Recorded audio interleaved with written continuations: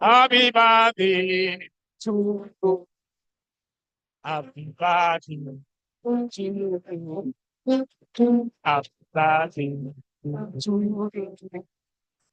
Happy birthday, happy birthday, happy birthday to you.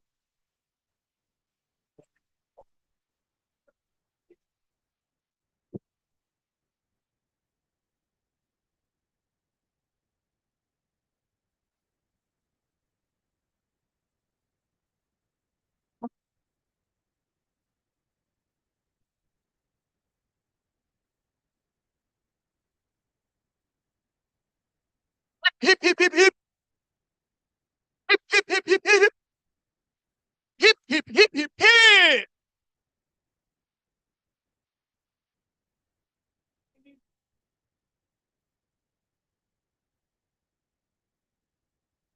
I'm told that the next thing to do is to have our national anthem. And I think after our national anthem, we will have our own great, Ife anthem, because we are hosting great Ife people. Mr. Kunle, oh, not school, sorry. Mr. Obasa started here in 1980 and went into accounting and, of course, management and main and materials. Senator Babafemi Ojudu, they had left before I came. They had left before I came. I came from Unique Uniport, but I knew the legacy that they left behind. And we don't want that legacy to die. And when I told somebody very close to Mr. Lauren Yomi that he was given an appointment to teach in the Department of English, then he ran away. And by the time he speaks, today, you will know, that he's a man of verbs. He's a man of language because he has a way with words. Even the news of those days until Ike Okonta stabilized that Dr. Yomi, was using. So if you read, at that time, any of the cover stories written by Dr. Yomi, you see language, is best, but Ike Okonta is a political journalist, and so he brought in political writing, into, and I don't know who had the day, at the end of the day. Please, another round of applause for this gentleman.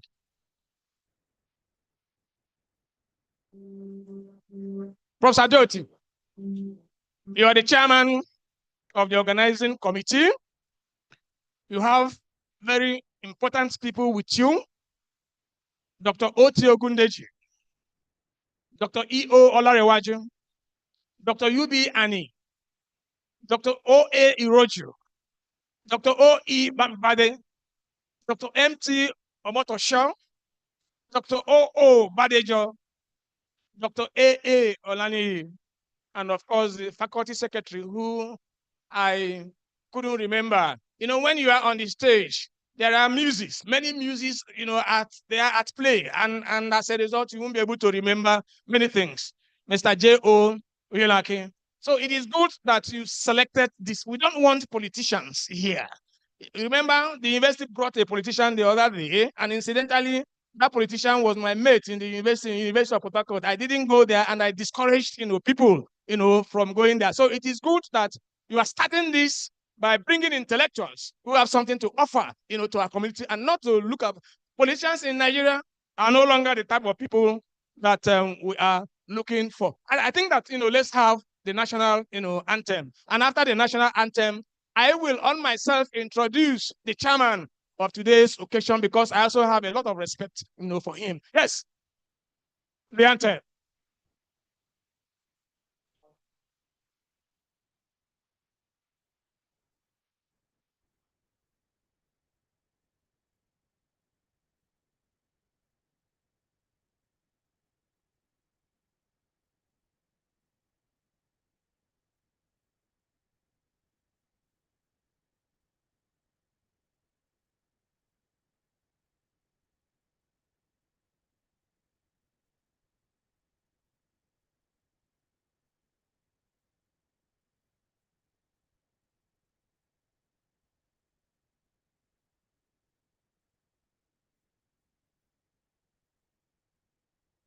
Play your anthem, quick.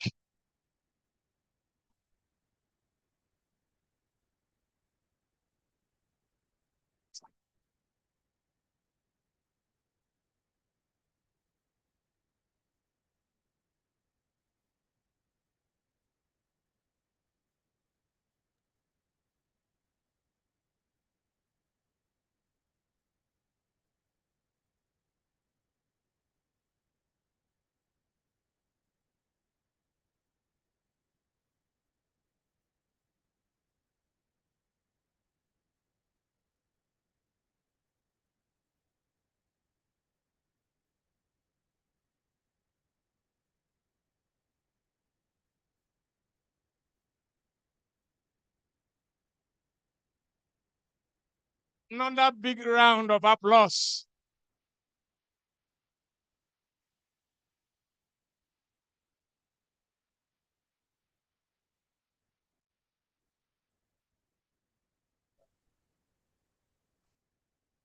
My dean, Mr. Vice Chancellor, represented by the DVC academic, I think that before any other thing, Mr. Obasa needs to be recognized and acknowledged as the chairman of today's occasion.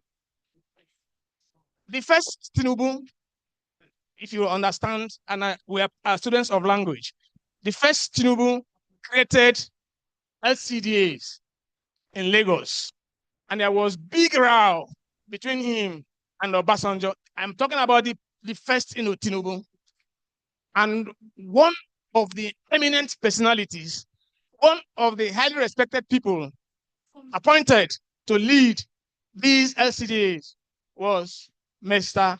Idowu Obasa. And the local government was Onibongo local. That was my local government, when I was born in Lagos, I know that they wouldn't want me there again, but that was my local government where I was born. And then, towards Ikeja. And so there was something that he did 20 years ago. 20 years ago, because Obasanjo wanted to increase the price of petroleum. And there was an agreement by the civil labor and civil society to go to the various centers, very theaters. Kabiesio, you're welcome, sir. Kabiesio. And so Chima Obani, the then secretary of the CLO, National Secretary of CLO, was one of the people asked to go to the northeastern part of Nigeria.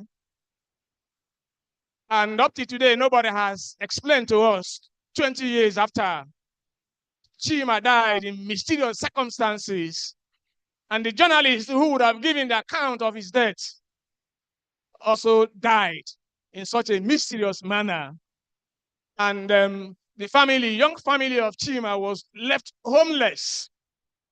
And Mr. Obasa did not only give a house to the family of Chima, but he provided all that they needed, including a genset for that family. 20 years ago. I'm happy I'm here today to talk about you and to welcome you and to state categorically that you have not changed and God will continue to bless you. You are welcome to OAU. You are home. My dean, I should recognize these people. All right. The dean, Faculty of Environmental Design and Management, my neighbor, Professor Ademule, you're welcome, sir. I had already recognized Erelutu before you came, but I have to call her again. Yeye Lola Ajun, you're welcome, ma. All the professors, not only in our faculty, but of course elsewhere. I thought that the dean should have invited all the deans in this university to see our august visitors. All heads of department in the Faculty of Arts,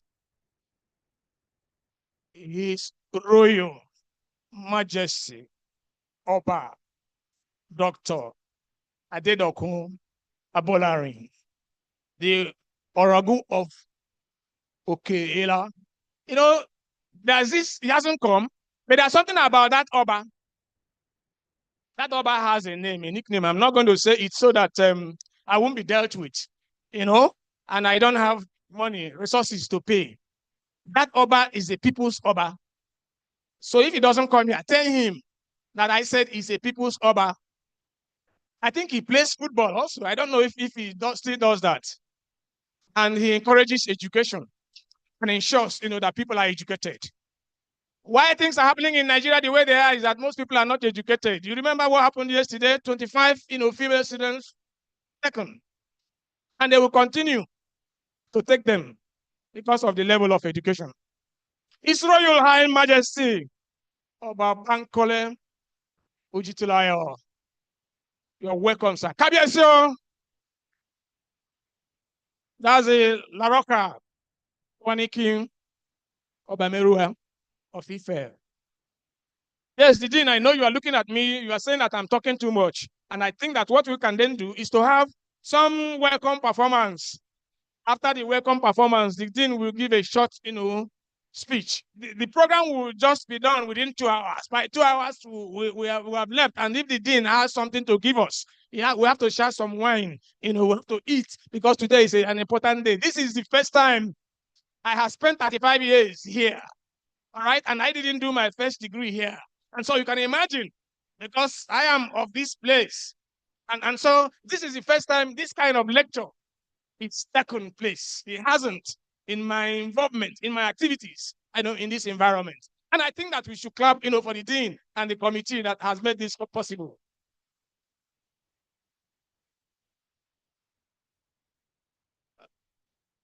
The music people, we want you now to welcome these August visitors to show that OAU is a land of culture.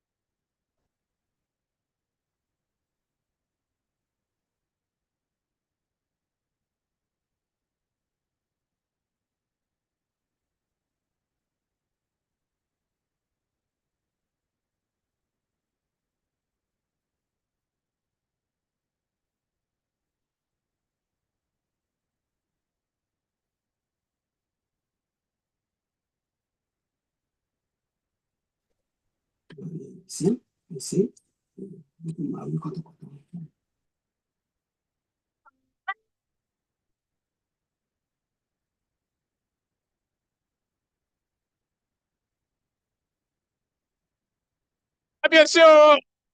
You're welcome, sir. In your absence, we had introduced you and we had said wonderful things about you.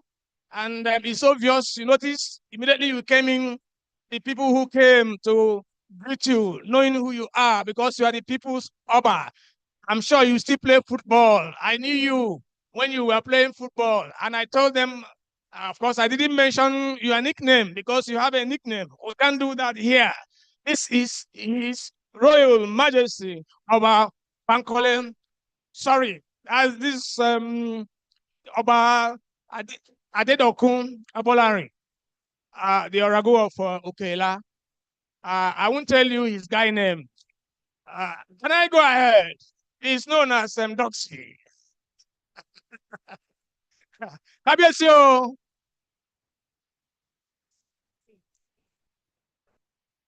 Welcome address by the Dean. The Dean, you know, I'm the commandant today, so you're going to be brief. I am the only person I have the chance to talk and say what I want to do, but for you, very, very brief. Thank you very much, sir. When you have a professor to handle an event, I'm sure you cannot say no to his orders. Prof, thank you very much. So let me be fast as he has instructed me. And I will start by acknowledging the presence of our distinguished royal fathers. I'd like to appreciate your coming, Kabiyesi. And I know what you sacrificed to be here. Both of these Babas, they were in Ibadan yesterday, and they kept promising that I will be here.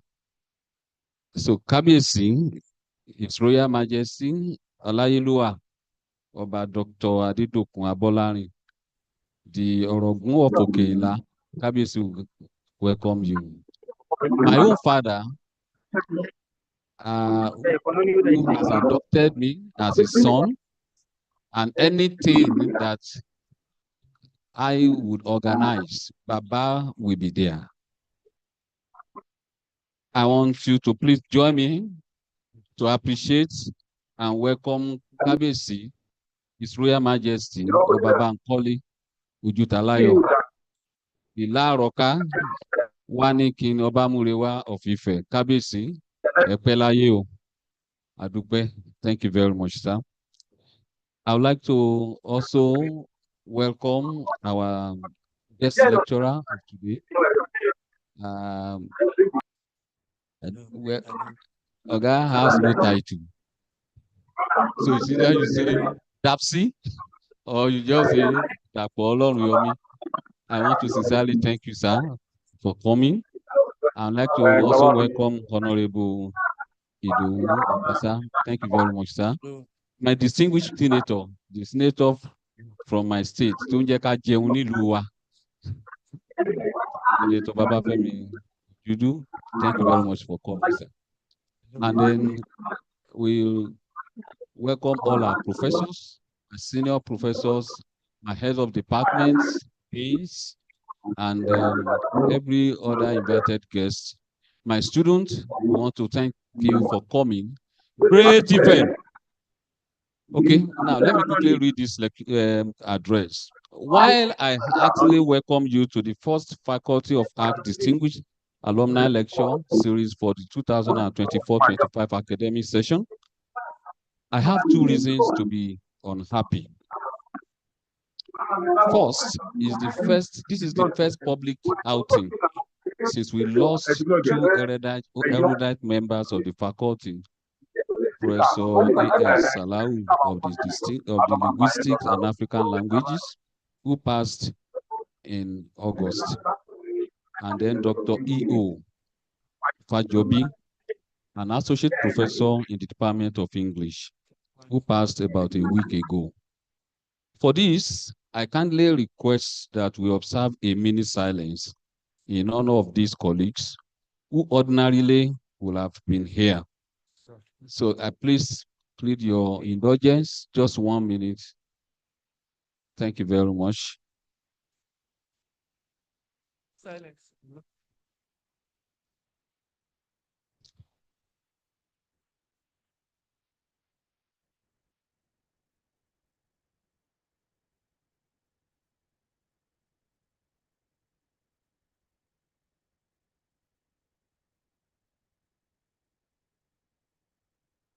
May their gentle soul rest in perfect peace.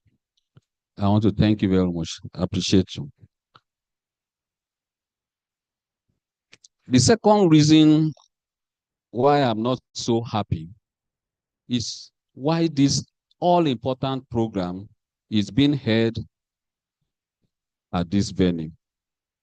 Concerted effort has been made to hold the program at the prestigious Oduduwa Hall with all its assured candor and comfort. The planning committee has secured and paid for the use of Oduduwa Hall since September 2025. However, all the plans were thwarted on Friday by the news that the hall has been closed for all activities to ensure completion of the repairs of the facility before the 2025 convocation. So on behalf of the Vice Chancellor, Professor A.S. Bamire, and the organizing committee, staff and students of the Faculty of Arts, I'd like to apologize for the inconvenience this change in the venue has caused us. I apologize to all our guests and everyone who have to bear, and I can see hundreds of our students who are outside and many who will still be joining us. I want to sincerely apologize that we just have to manage what we have. So let us make the best of what we have. I believe subsequent programs will not be like this. But come to think of it, this incident is for us in the Faculty of Arts a call to a rethink. The faculty is one of the oldest faculties in the university. It is also the second faculty in the university, yet it is one that has the least facilities to cater for its needs. With our students soaring in numbers, many more courses are being designed as a result of CCMAS. New staff are recruited, and the challenge is overwhelming. Part of the drive towards mitigating this problem is to reach out to our distinguished alumni to assist in making our dream of building the Humanities Block 4 a reality. In the drawing that we have already made, there's a provision for a 500-seat capacity auditorium. Given that one of the objectives of the Distinguished Alumni Lecture Series is to provide a suitable atmosphere for our distinguished alumni to interact with staff and students, and in any possible way support the faculty, I'm confident that our distinguished alumnus, Dr. Olorunyomi, holder of Order of Niger, the second highest national award in Nigeria, with other worthy alumni, could make this wish a reality. The Distinguished Alumni Lecture Series is organized by the faculty to strengthen its ties with its former students who have not only excelled in their chosen paths, but have also contributed immensely to national development and humanity. The series aims to contribute to knowledge since it provides an intellectual platform of guest lecturers to share ideas on issues of national and global importance. The series has been addressed in the past by the present Senate leader in the 10th National Assembly, the distinguished Senator Opeyemi Bamidele, an alumnus of the Department of Religious Studies, the distinguished Senator Babafemi Ojudu, an alumnus of the Department of English, and Alhaji Lai Mohammed, former Honorable Minister of Information and Culture, an alumnus of the Department of Foreign Languages, who studied French, just to mention a few.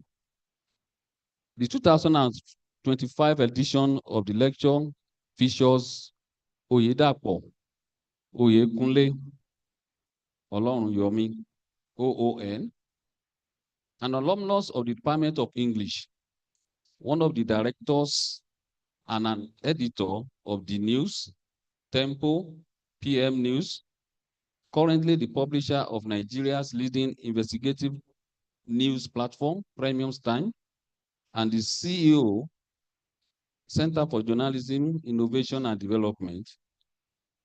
DAPSI, as is popularly called, is an enigma, a winner of several awards, a pioneer of several initiatives to revolutionize and imbibe intellectualism in the media in Nigeria, a reformer and a media activist.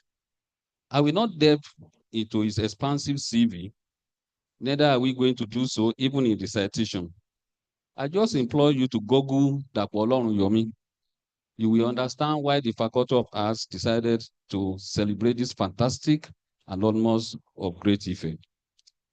I'm confident that his lecture, titled AI, Social Media, and the Reconfiguration of Democratic Powers in Nigeria, will open new paradigms of thought and ideas to interrogate and understand the place of humanities in the increasingly changing world driven by the power of technology and social media. I have no doubt that our students, members of staff, and indeed the entire university community will benefit from his lecture. Let me appreciate the chairman of today's occasion, Honorable Idowu Obasa, the GM, as we know him at the Independent Communications Network Limited, ICNL.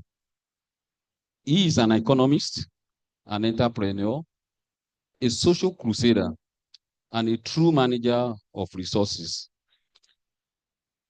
My first job as a fresh graduate was offered by Mr. Obasa. For that, I thank you very much, sir. I saw him as an economist, an accountant, and a businessman in the midst of a group of people whom I believe were and are still socialists. The only way I could understand and explain the strange union between two strange group of people is by Karl Marx's understanding of reality and social change through its dialectical materialism, which persists that the material world is the primary reality, constantly changing through a process of conflict and resolution, that is the dialectics. And all the social and political structures are ultimately based on economic conditions. So you can understand why Dapo Olorunyemi, Kunle Ajibade, Bayo Onanuga, and Babafemi Ojudu needed an economist and a financial expert in their suicide mission of campaigning and waging war to end military juntas in Nigeria. I'm grateful for your being here today, sir. Welcome back to Great Ife. Let me end these remarks by thanking the distinguished Senator Babafemi Ojudu, who was the first visitor I received when I assumed duty as the Dean of the Faculty of Arts in August. During our interaction and his tour around the faculty, the distinguished senator saw the need to rally all our alumni and activate the Apostle Paul's clarion call, come over to Macedonia and help us. Our gathering today is a response to that call.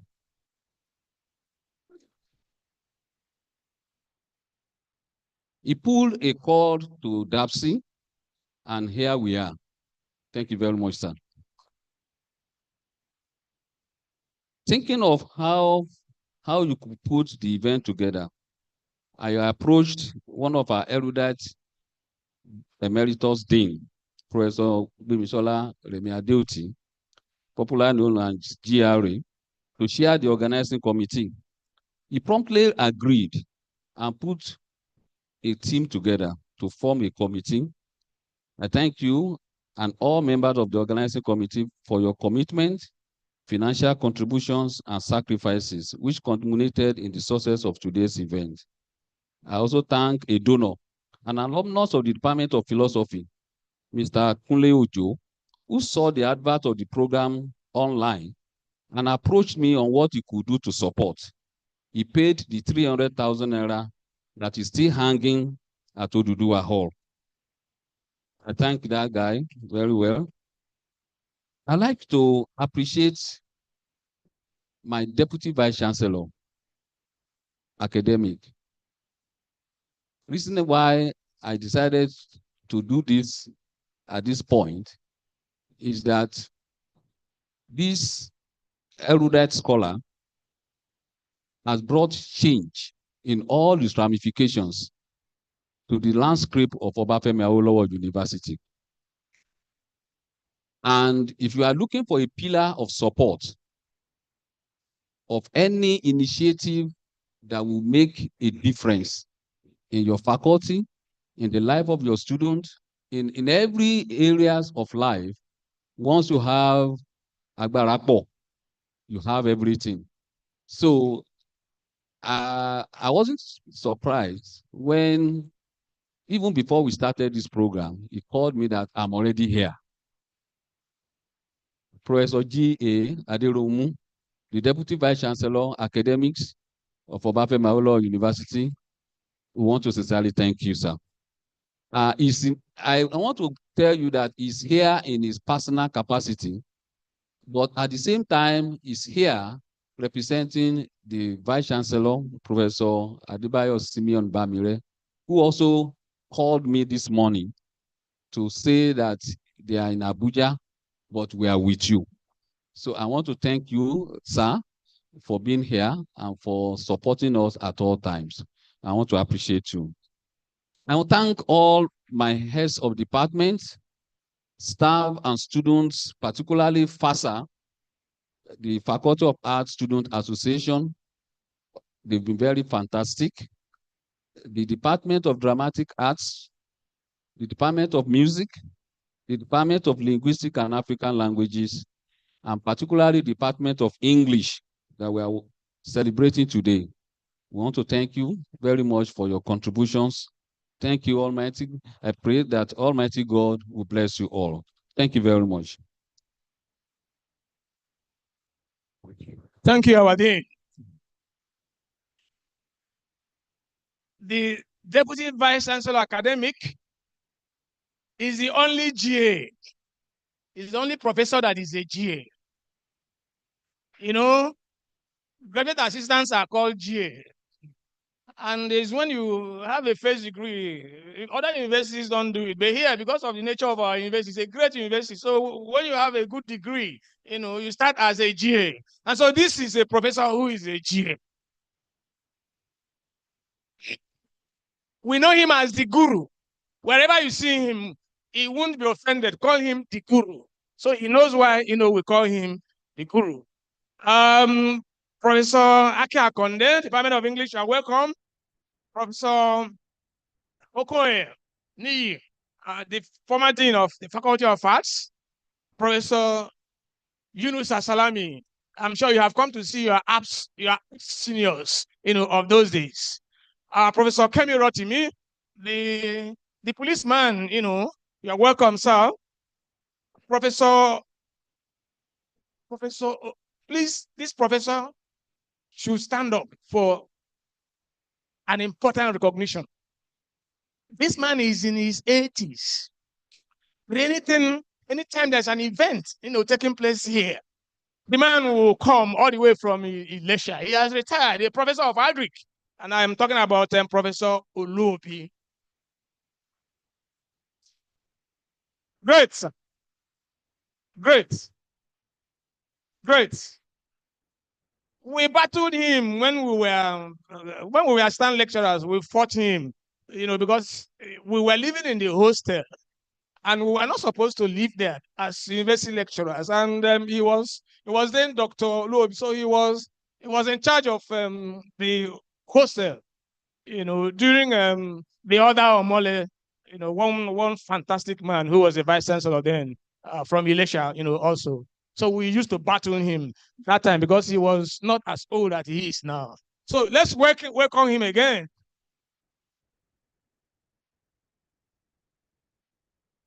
Dr. Ibokun Olotude, you're welcome, sir.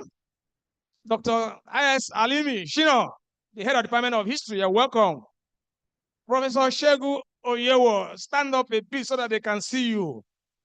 Professor Oyewo was one of those 49 Ilori lecturers that were illegally sacked, and he came here and helped the Department of Dramatic Arts to survive in a lot of ways. You're welcome, sir. Good to see you. You are still looking clean, you know, and good. He's a very wonderful man.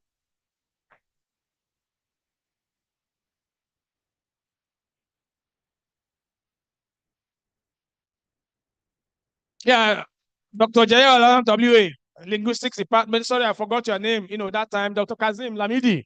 You know, I need to recognize you, Dr. Adebayo.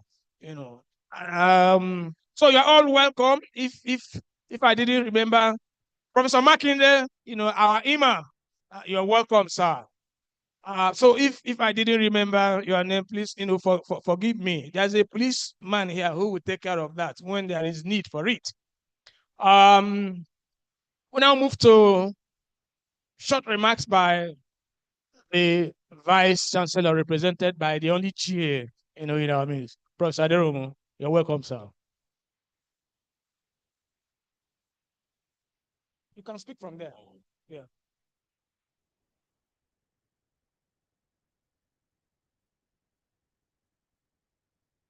Oh.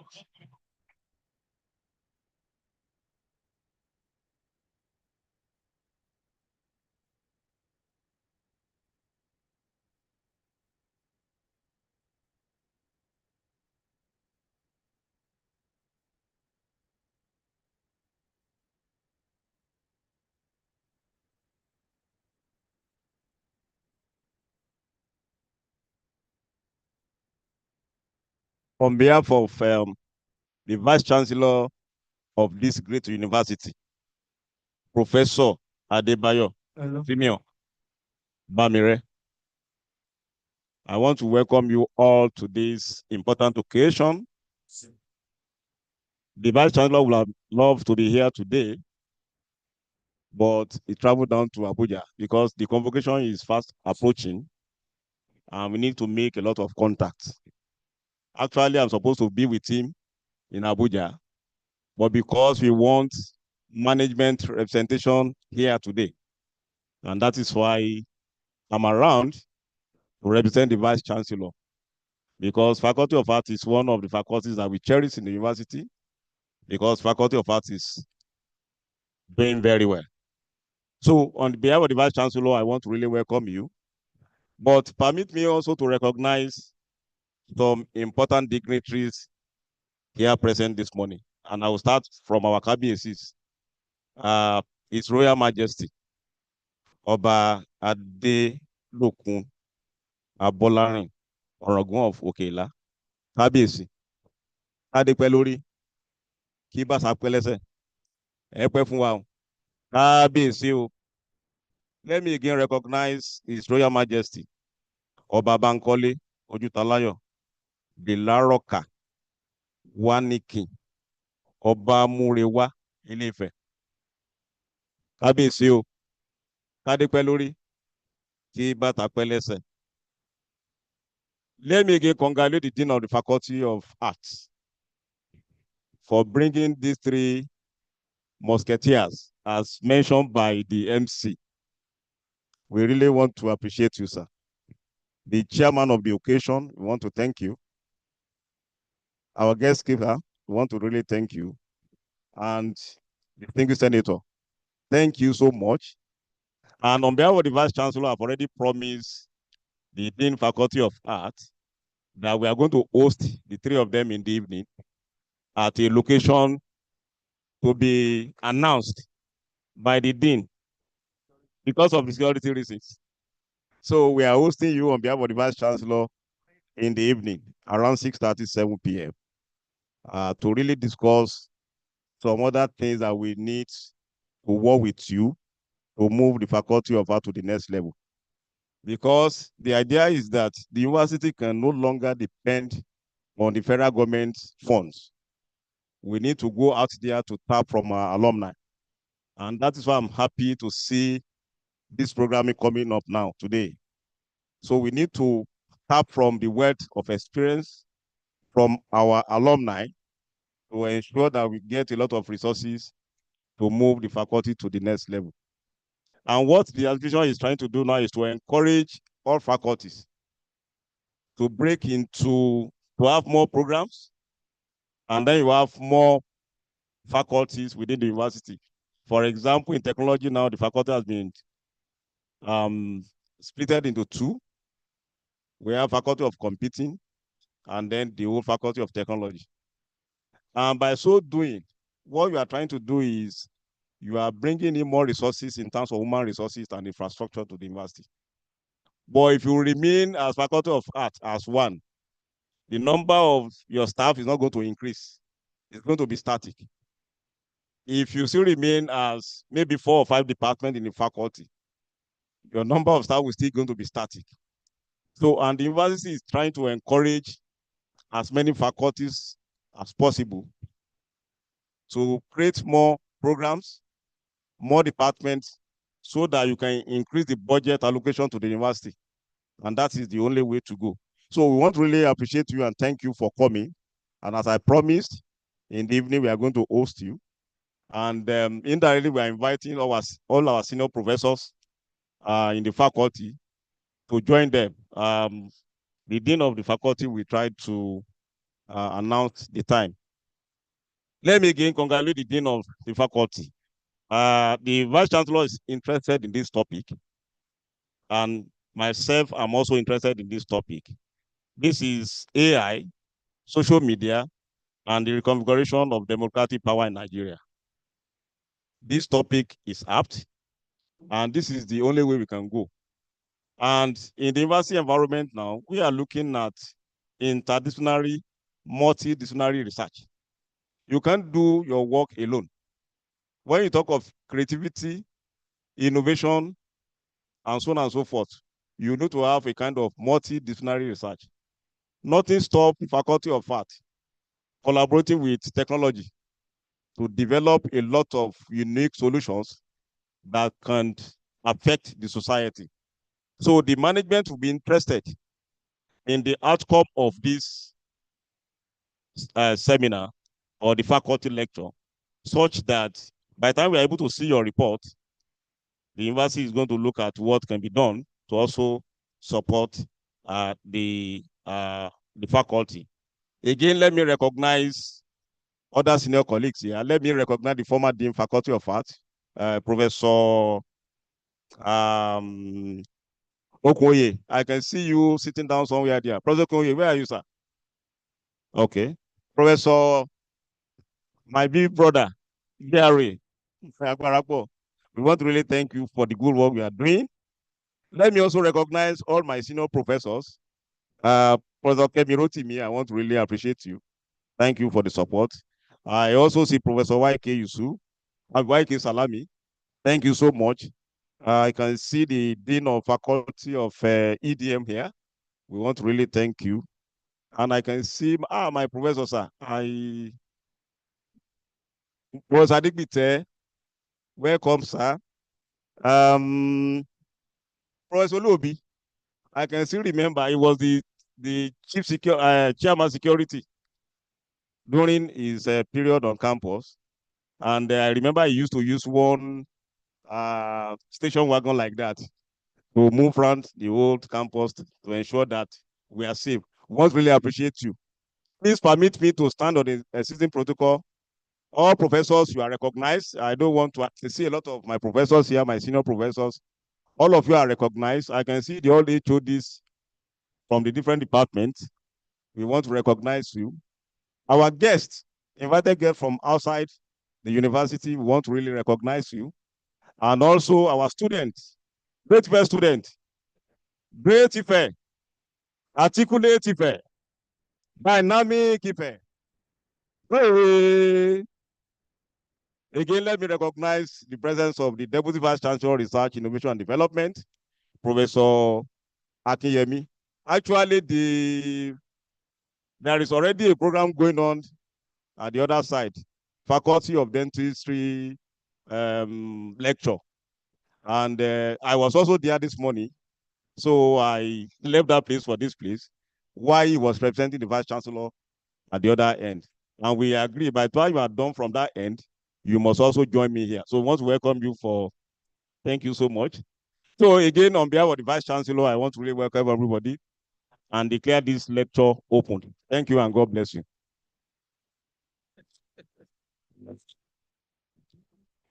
Thank you, our DVC academic. It is good that the DVC innovation has come to join you. All right. And so if another DVC didn't come, I would have harassed your VC. And so I'm not going to harass him again now that he has brought.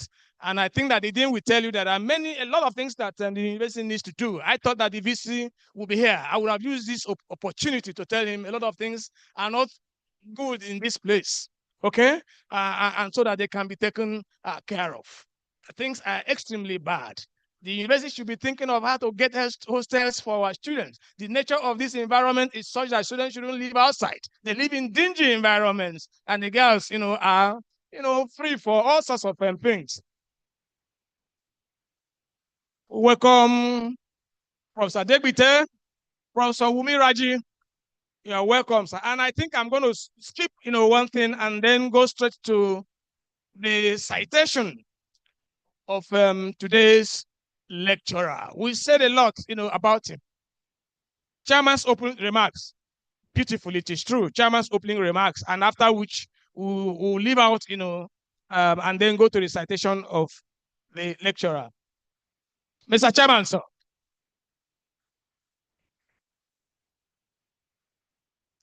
Thank you.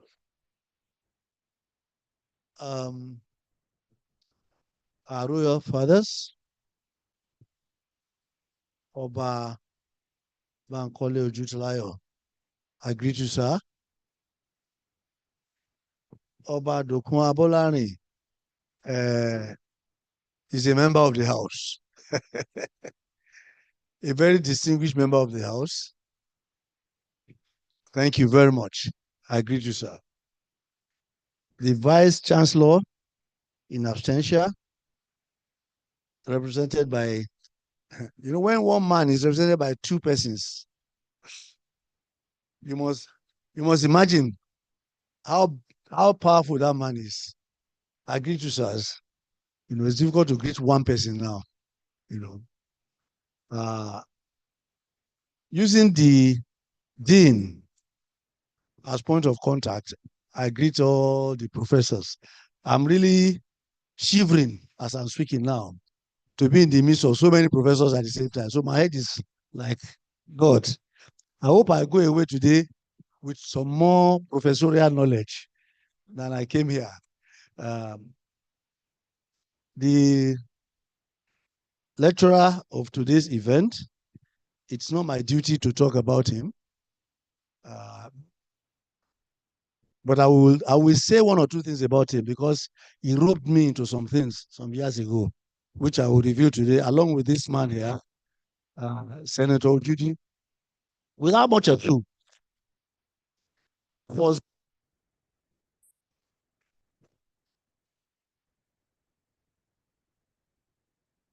Hello.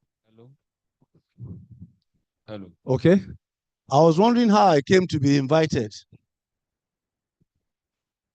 to this occasion at all, because I'm not a professor, I'm not an academic. I also did not graduate from the Faculty of Arts. I graduated, as Professor Chigochi has said, from social sciences then. Is it still existing as social sciences? Yes, please, Asha. So I suspected both Professor Fashiku and Professor GRA of being behind this plot, you know. Then at the point I suspected our lead speaker, but at the end of the day, I settled for the fact that having get crashed into this university in 1975, I'm actually qualified to be here, you know. I said I get crashed in a very practical sense because I didn't have the academic credentials. I didn't have anything. But one thing I wanted to do was to be very far from home. So I needed to just leave Lagos by all means. And thank God I came to Ife. But there's another reason for me to thank God for coming to Ife. As we were coming, I was asking my daughter, who also graduated law from this university, what she took away from here the most. Because Ife is not a place where you come without taking something away. You don't just pass through Ife. It's not possible. Ife has no peer. And I'm not saying this because I happen to have attended Ife, but I've had the privilege of attending 4 universities, 2 in Nigeria and 2 abroad. I can tell.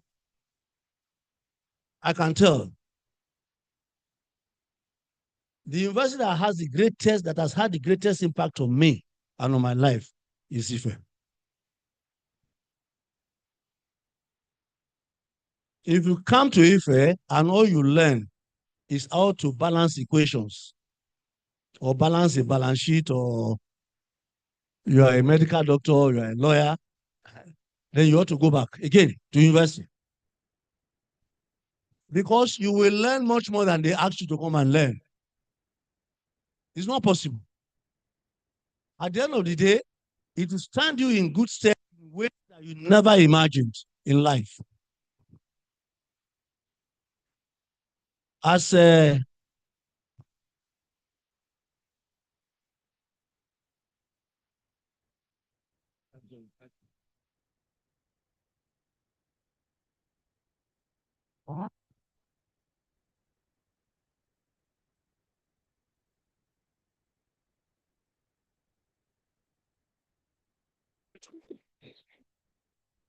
As Professor Chijoke said, I studied economics here. But as these musketeers, I'm not one of them, can attest to, I was able to write like any other writer. Although I had a pseudonym, because from the beginning, these people knew what they were going to get me into.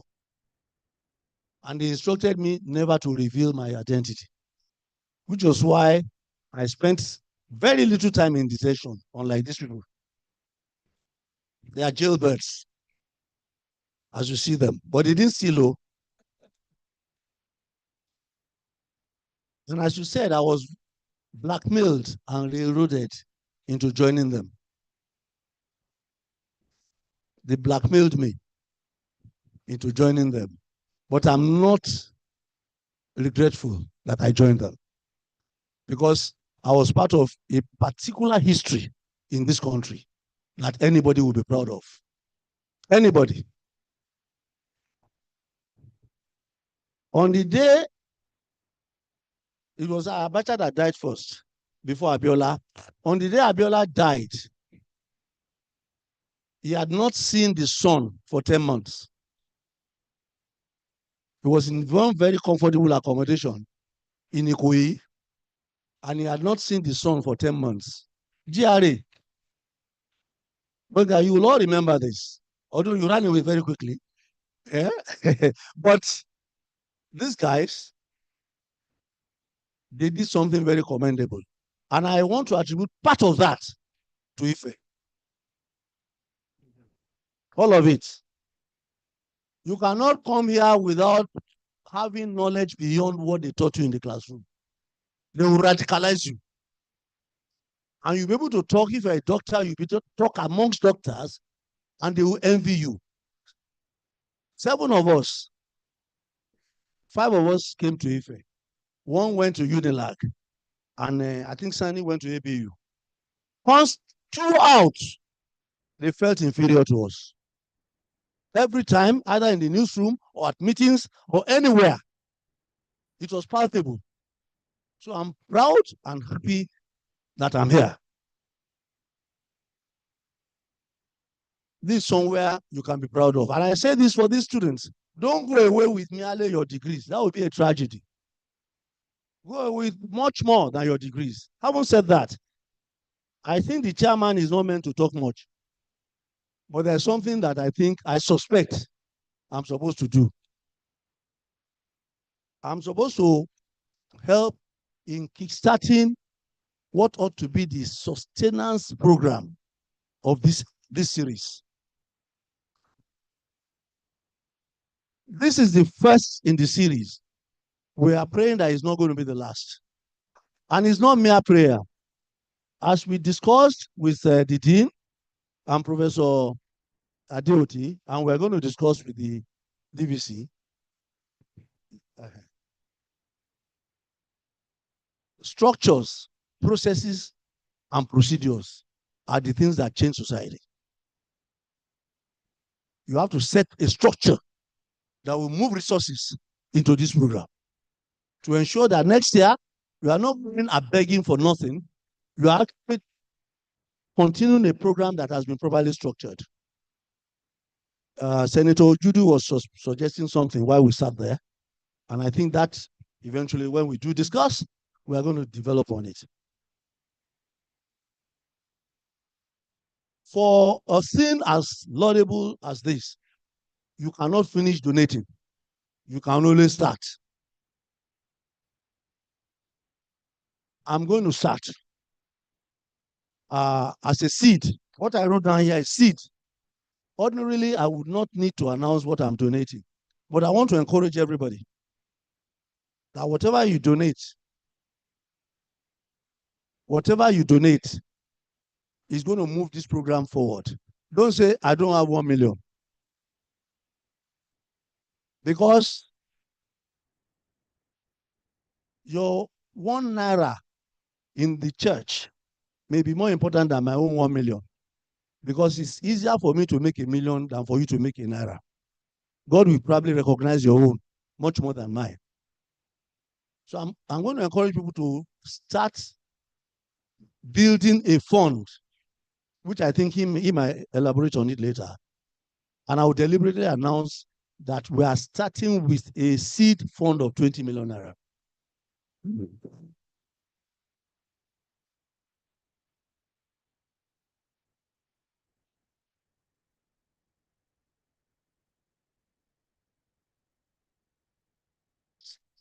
Please, please, please, please, please, please, please. I'm sorry, that's not the purpose. I'm sorry. I just announced it so you can know that you can do a little bit. You understand? We can do much more than this because we are actually doing what is right in an environment that's proper. Why you shouldn't bother to clap, with due respect, is that this is not worth more than maybe 4 or 5 tickets of first class or business class to London. Yeah. Isn't it?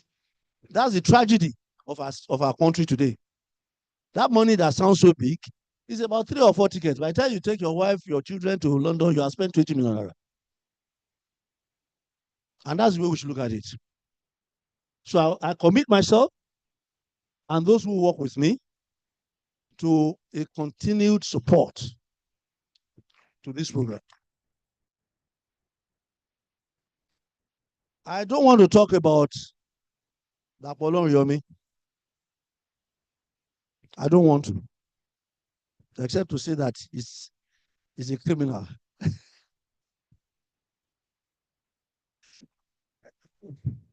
But I'm going to just say one word, MC. By the time we're done today, we will realize that Dapo Olorinyomi is a gift to humanity. Thank you.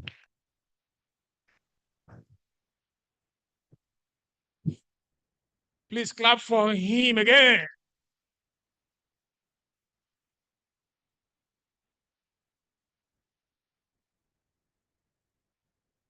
Don't call him a spy. It is people like us that can call him spy. I think we can now have the citation of our August lecturer, our teacher for today. Dr. Mrs. Badijo.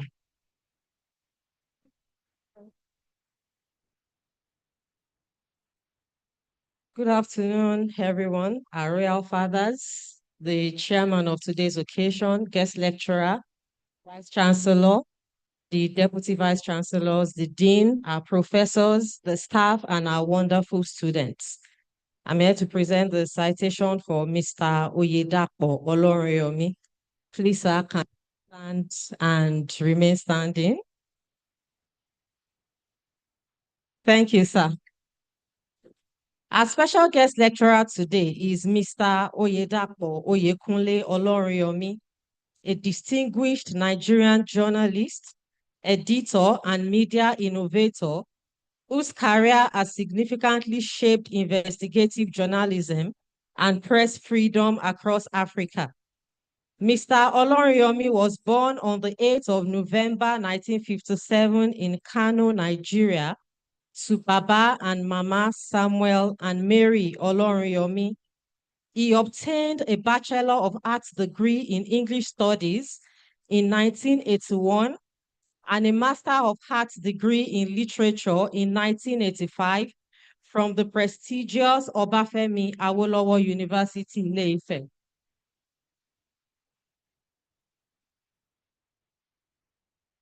Thank you. Mr. Olorinyomi did not stop there. He also obtained a certificate in Natural Resources Management from the Blavatnik School of Government at the University of Oxford in 2017.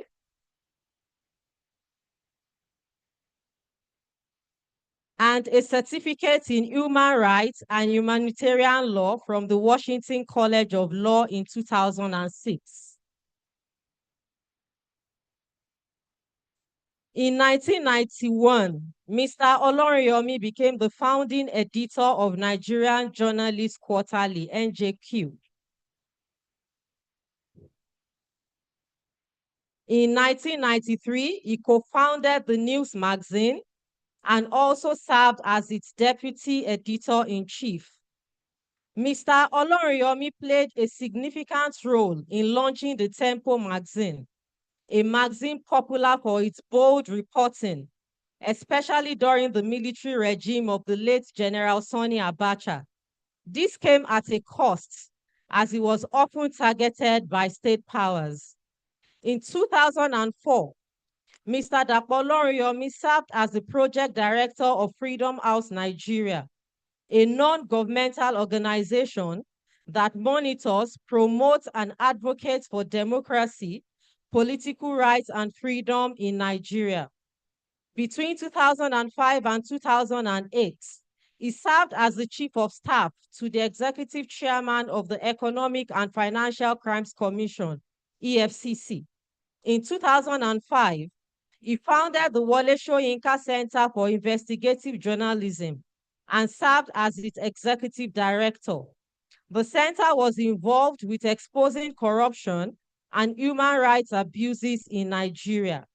In 2007, he joined the Next newspaper, where he served as its enterprise editor. In 2011, Mr. Oloriyomi established the Premium Times, a multimedia news platform many of us are now familiar with. Currently, Mr. Dapo Oloriyomi serves as the CEO and publisher of the Premium Times. Mr. Oloriyomi has won several awards as a testimony to his contribution to investigative journalism in Nigeria. In 1995, he won the International Editor of the Year Award from the World Press Review. In 1996, he won the 1996 Press Freedom Award from the National Association of Black Journalists in New York. In 2016, he won a joint Pulitzer Award for his role in reporting on the Panama Papers. In 2017, he won the Global Shining Light Award from the Global Investigative Journalism Network. Thank you. In the same 2017, he received the Press Freedom Award from the Nigerian Union of Journalists. In 2020, he received the International Press Freedom Award from the Committee to Protect Journalists, CPJ. In 2025, he was named the first African Fellow of the Poynter Institute's Media Transformation Challenge Fellowship. Mr. Dapo Oloriyomi has remained unwavering in his advocacy for media independence, journalistic integrity, and democratic accountability. He is widely celebrated as one of Africa's leading voices for press freedom, an architect of modern investigative journalism, and an exemplary mentor to journalists across the continent. Indeed, a trailblazer in journalism with a global impact. Ladies and gentlemen, join to you a highly respected Nigerian journalist and media leader, Mr. Oyedapo Oyekunle Oloriyomi. Thank you, sir. Thank you, sir.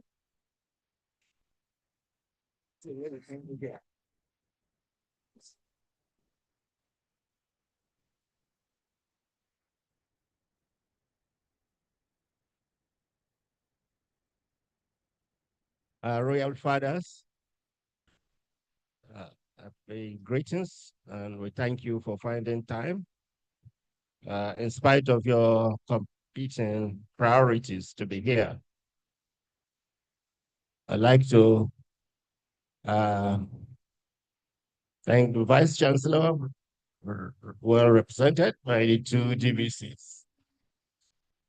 I thank the Dean, my former colleague and very good friend, chairman of the event today, Mr. Ido Obasa, and my good friend, colleague, and co-conspirator, Senator Babafemi Ojudu. Thank you. I think if anybody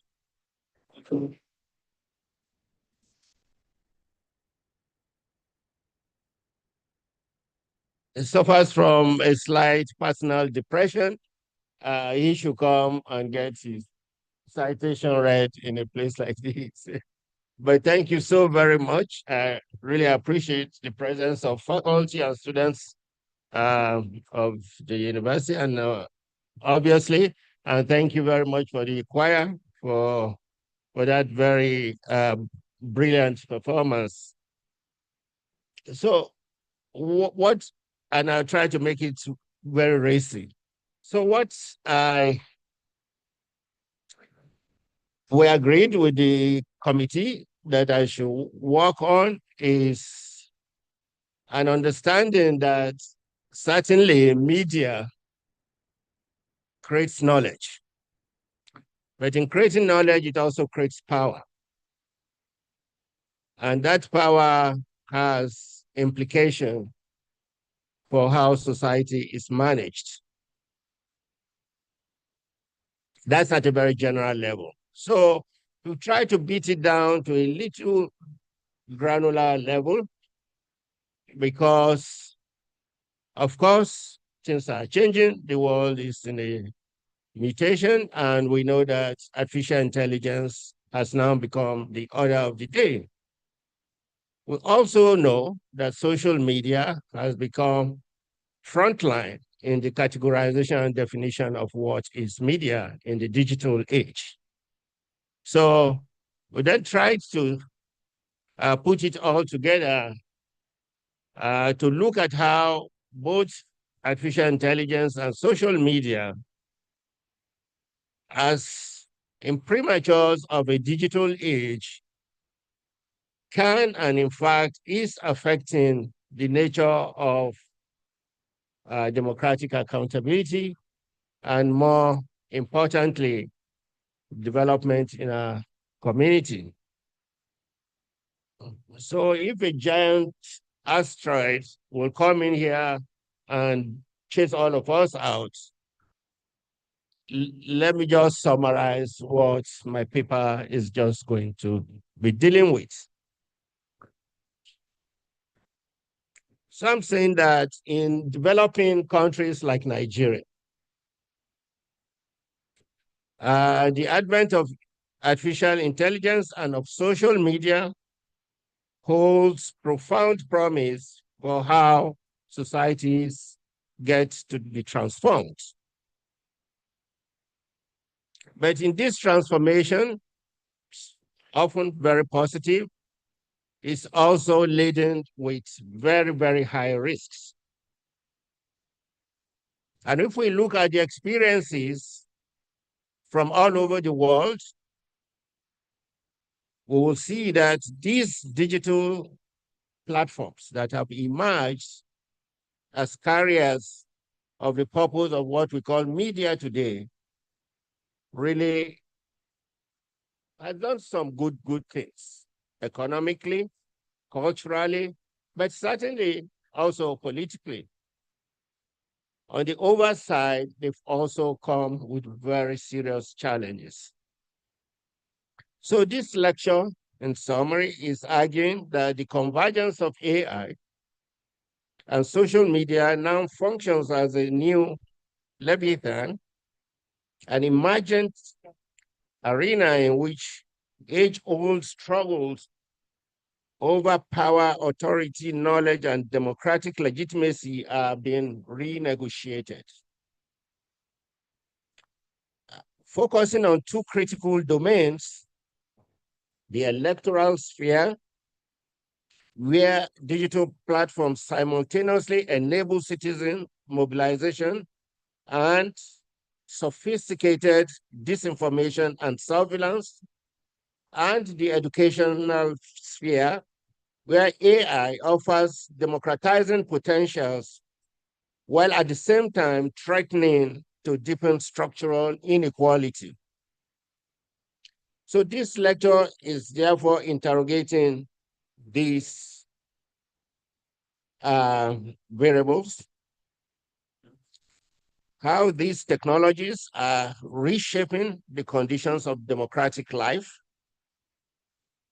And to do this, obviously, I draw on some critical theories that deals with the interface of technology and power. And in doing this, I'm hoping that we can move the conversation beyond that simplistic binary mindset of where you say technology is good or this technology is evil. I'm hoping that the lecture will help to show how digital systems are reconfiguring the struggle over truth, legitimacy, and authority. In doing this, it invites us all to re-examine what democratic citizenship means in a 21st century Nigeria and across wider regions.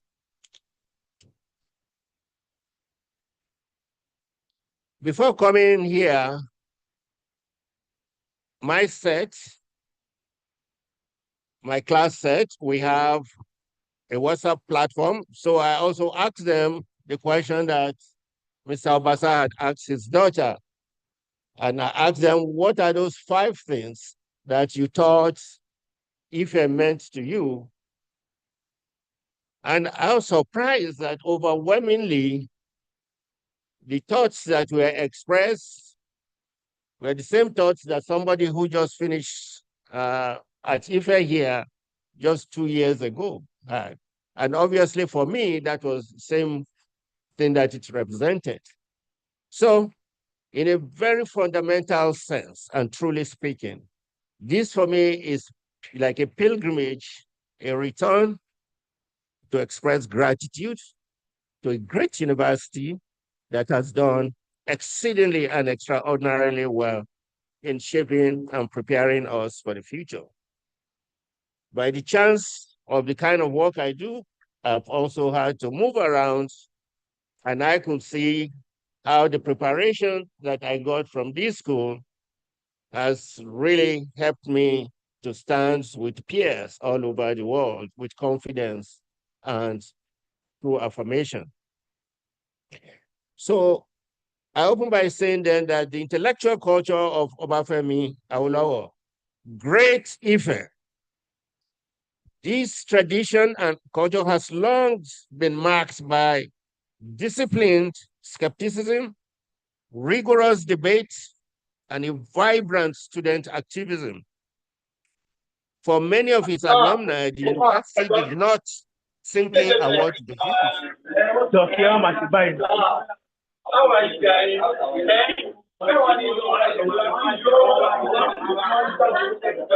The university, it inducted us into a community that valued excellence in scholarship, resilience in character, a community spirit, and leadership in public life. I think that heritage is a fitting starting point for a reflection of our topic today on AI, social media, and democratic power. At its best, Great Ife stands for a tradition in which knowledge is not reduced to narrow utility, but is treated as a public good that sustains critical inquiry and civic responsibility. Yet we now inhabit a world where knowledge is increasingly framed as technical competence, employability, or data to be captured and monetized. The expansion of digital technologies has intensified this trend, even as it has opened new spaces for expression and participation.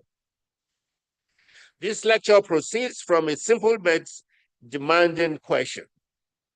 What does it mean to know and to act politically in an environment where AI-driven social media platforms structure how citizens see the world? In many contemporary policy discourses, education is conceived primarily as a pipeline for producing technically skilled workers. Learning becomes a mechanism for economic growth, Knowledge is judged by its contribution to productivity. This utilitarian view narrows the horizons of education and ignores the deeper role in shaping judgment, imagination, and, to my mind, an ethical life. African and global intellectual traditions offer a richer alternative. Amilcar Cabral, the revolutionary from Guinea-Bissau, ties knowledge to historical agency. A people must recover their capacity to narrate their own world if they are to be free. And the Ghanaian philosopher, Kwesi Wiredu, argues for what he calls conceptual decolonization, insisting that African societies think through their own categories and linguistic resources rather than merely borrowing imported conceptual schemes. Their ideas resonate with the thinking of philosophers and thinkers outside Africa. And my first port of call here is John Dewey, the American educationist and philosopher of education.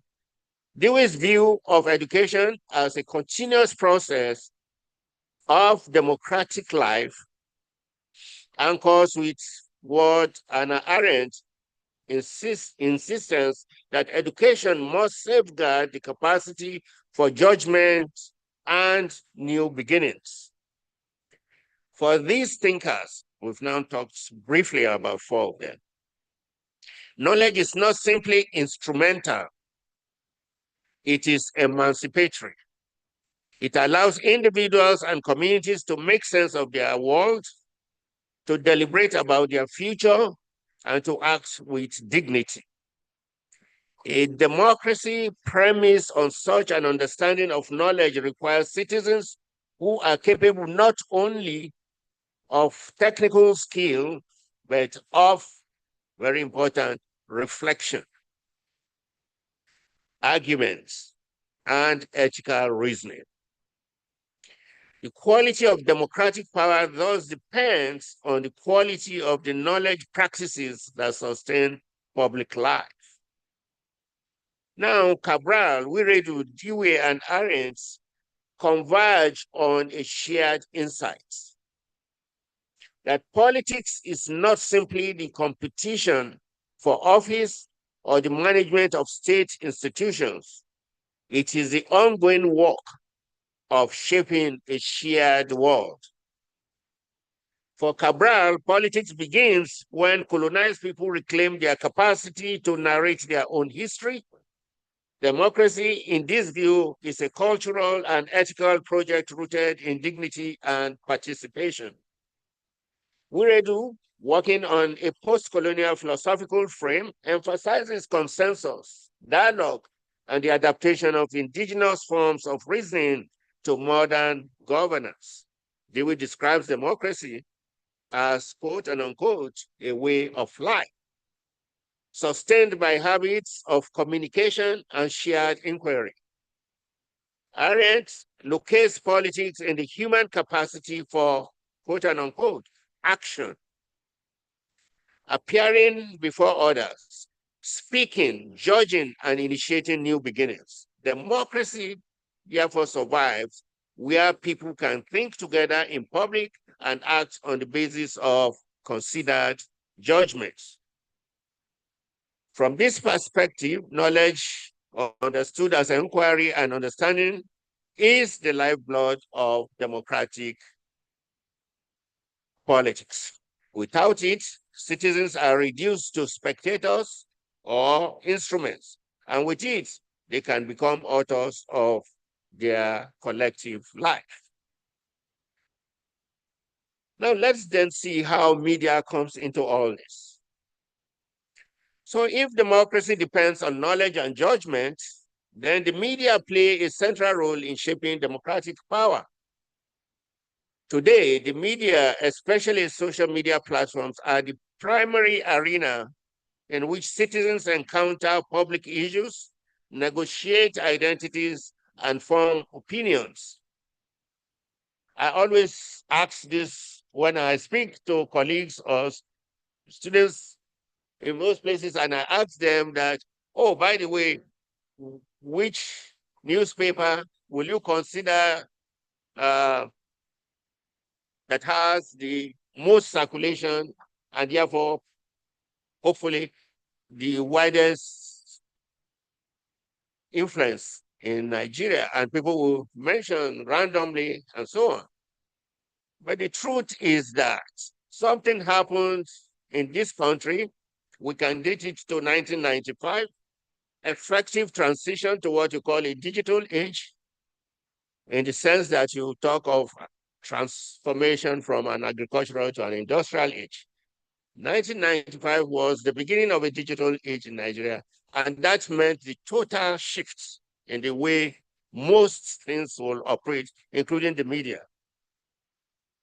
The biggest newsroom, the most influential newsroom in Nigeria today, sadly, are not Nigerian newspapers or radio stations. It's Facebook. Every day, 27 million Nigerians are knocking there, or X, with 7 to 9 million people. The way that media is shaping, recreating new identities is something that we really need to interrogate with some concern. So I'm saying then that this perspective, knowledge, and I have to skip a few things that will be ordinary to most of you know. If democracy depends on knowledge and judgment, and we agree that media play a central role in shaping power, it is also important to bear in mind that this arena no longer operates primarily according to the norms of slow deliberation that underpinned earlier public spheres. Contemporary media ecosystems are governed by the imperatives of speed, virality, emotional intensity, and algorithm targeting. They reward sensationalism over nuance, reaction over reflection. Cabral will caution that nations lose themselves when they lose control over their narratives. In Nigeria, global platforms mediate how citizens see their own politics, their own culture, and their history. Wiredu will worry that imported digital logics can displace indigenous practices of reasoning and consensus building, and Dewey will note that democracy weakens if the media fails to cultivate reflective intelligence.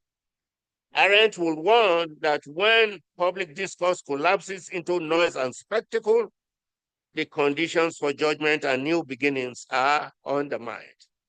The crisis of the media is therefore not only a crisis of misinformation, but a crisis of knowledge. A crisis of how societies come to know, to interpret, and understand the world. One popular narrative portrays AI and social media as inevitable outcomes of scientific progress. Neutral instruments that can be used for good or ill depending on the user's intent.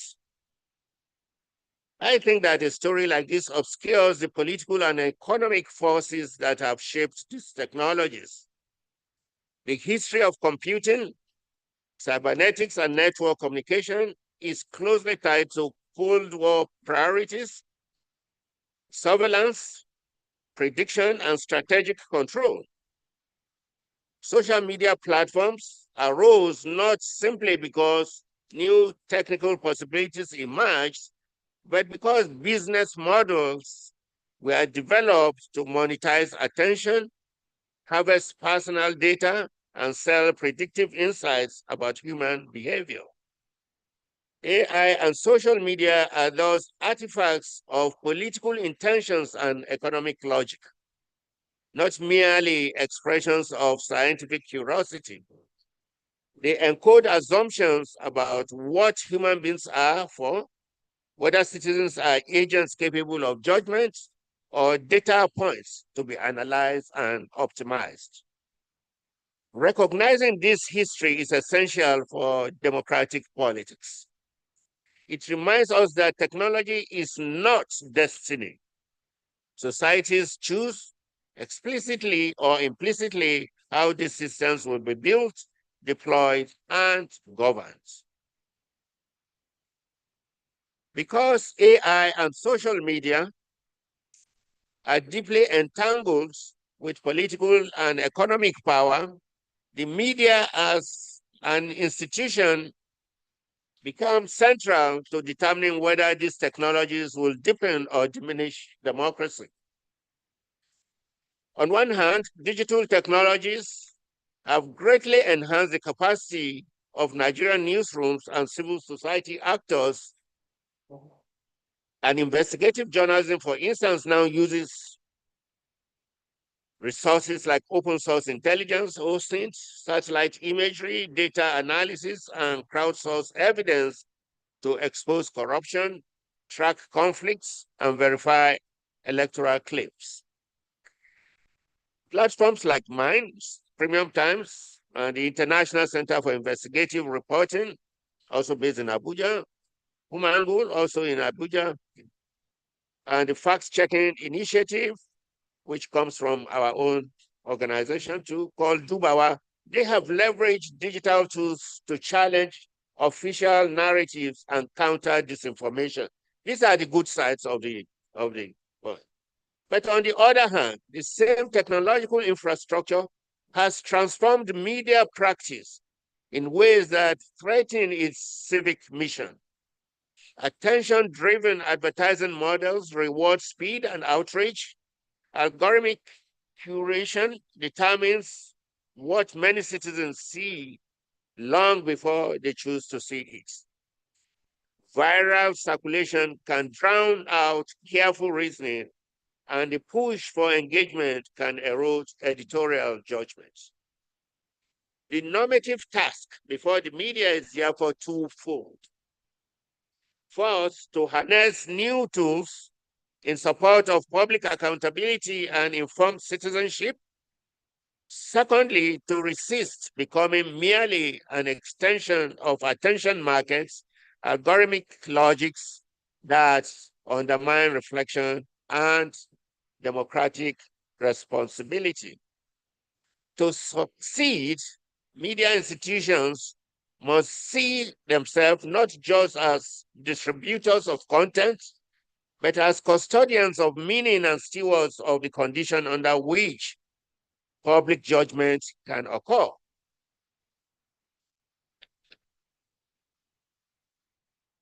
For students of mass communication, this will not, or sociology, this will, or even political science, this will not come as a surprise. The scholar Marshall McLuhan, whose famous dictum is that the medium is the message, remains a powerful prism for understanding our current moment. McLuhan argued that the formation of a medium, its speed, sensory mix, and rhythms shape how societies think and feel, regardless of the specific content transmitted. Media, in this sense, reorganize perception and social relations. Harold Innis, another communication scholar, also like McLuhan, a Canadian, earlier showed that civilizations are structured by the bias of their dominant media. Some media favor durability and memory, and this ones he calls time-based media. Others favor distance, administration, and rapid distribution, which he categorizes as space biased. The transition from stone, clay, and manuscripts to print, telegraphy, radio, and digital networks has repeatedly reconfigured authority, collective memory, and the organization of power. My simple point here is that at every time that one technology emerges, it is reconfiguring how we understand power, how we understand authority, and therefore how we understand opportunities. For a democracy, AI-driven social media platforms are profoundly space biased. They privilege circulation, immediacy, and expansion. Their design encourages rapid sharing, short attention span, and continuous engagement. As thought accelerates, the capacity for sustained reflection and careful judgment diminishes. For a democracy like Nigeria, already strained by economic hardship, institutional fragility, and deep social cleavages, this acceleration has serious implications. It can render politics more volatile, intensify ethnic and religious polarization, and create incentives for political actors to govern by spectacle rather than by policy. Innis and McLuhan helps us see that the challenge is not only to correct false content, but to recognize that the very architecture of our communication system is reshaping democratic life.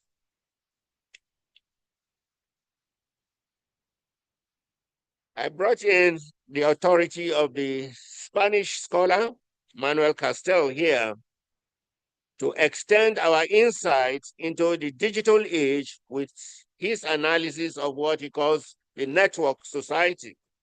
For Castells, power flows increasingly through the ability to shape communication networks, to program them, and to influence the cultural codes through which people interpret reality. In Nigeria, this is visible in multiple domains. Elections are waged not only through rallies and traditional media, but through targeted messaging on WhatsApp, TikTok, Instagram, X, and so on. Protest movements such as EndSARS, for instance, gained extraordinary momentum by leveraging digital networks, but also struggle with fragmentation and disinformation that spreads through the same channels.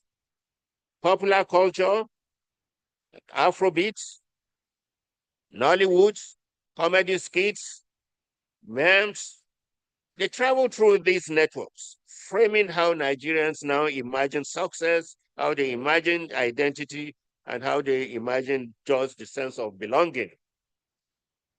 These platforms do not merely reflect Nigerian society, they actively organize what becomes visible and sayable, which voices are amplified or marginalized, and which narratives of the nation gain traction.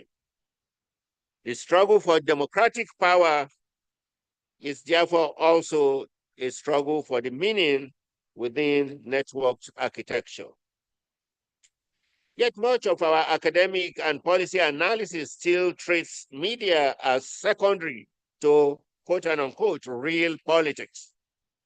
We have been slower to grasp that in a network society, politics itself is increasingly conducted through the programming and contestation of digital communication networks.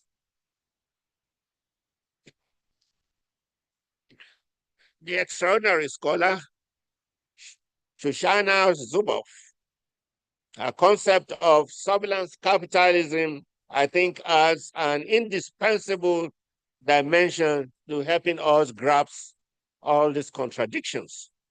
She argues that we are witnessing a new economic order in which human experience is systematically harvested as data, analyzed by AI, and used to predict and ultimately shape behavior for profit and for control.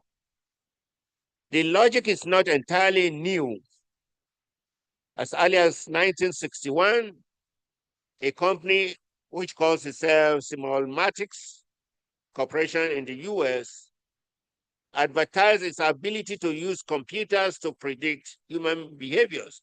I'm just saying that all this stuff about social media, all these engagements and investments in algorithms of prediction, they're not new.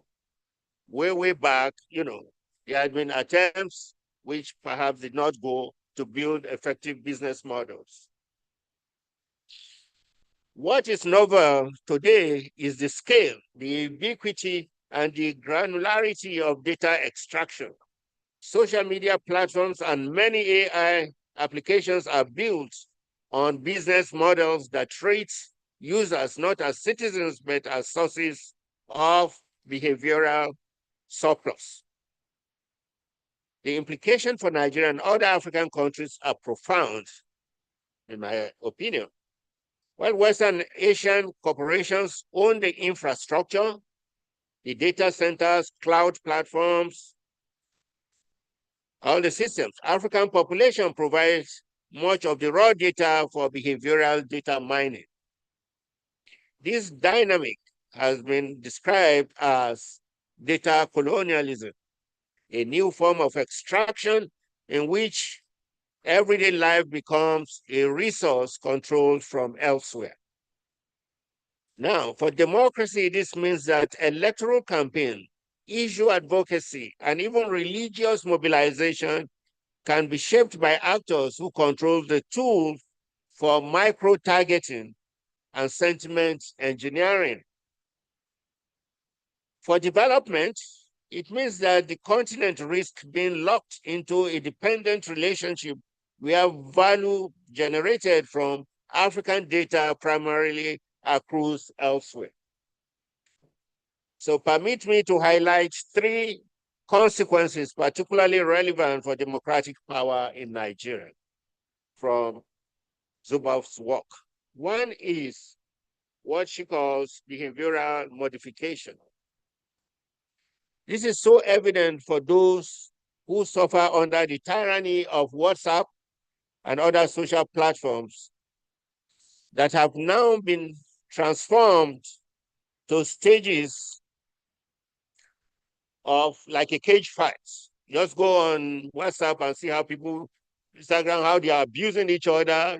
Just when someone, you can just provoke people, you can turn into a whole community fight.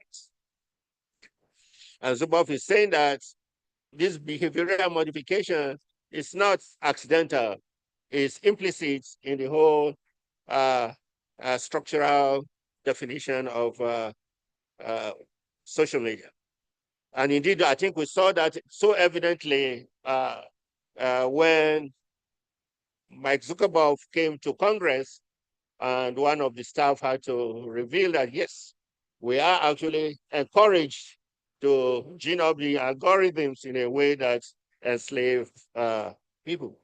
This conforms to the fact that we all know now that AI-driven platforms are engineered to keep users engaged, often by emphasizing emotionally charged content. Political communication becomes less about persuasion and now more about triggering predictable reactions. The second claim by Zubov is what she calls epistemic fragmentation. This is just as evident as the behavioral modification. Personalized feeds and recommendation systems mean that citizens inhabit different informational worlds. Disagreement is no longer simply about values or interests, but just about basic facts. Lastly, loss of sovereignty. We now know that when infrastructures of communication and data analysis are owned elsewhere, national and civic actors lose control over the conditions under which public opinion is formed. This environment poses new challenges for democratic accountability, for civic education, and for regulatory governance.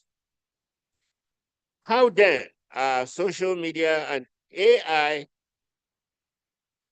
concretely refiguring democratic power in Nigeria? I would say several key dynamics will stand out here. One, expanded visibility and new actors. They become the norm. So the great media people are no longer Femi Ojudu. They will be like, Tunde Edna. And a lot of people we generally will call influencers today.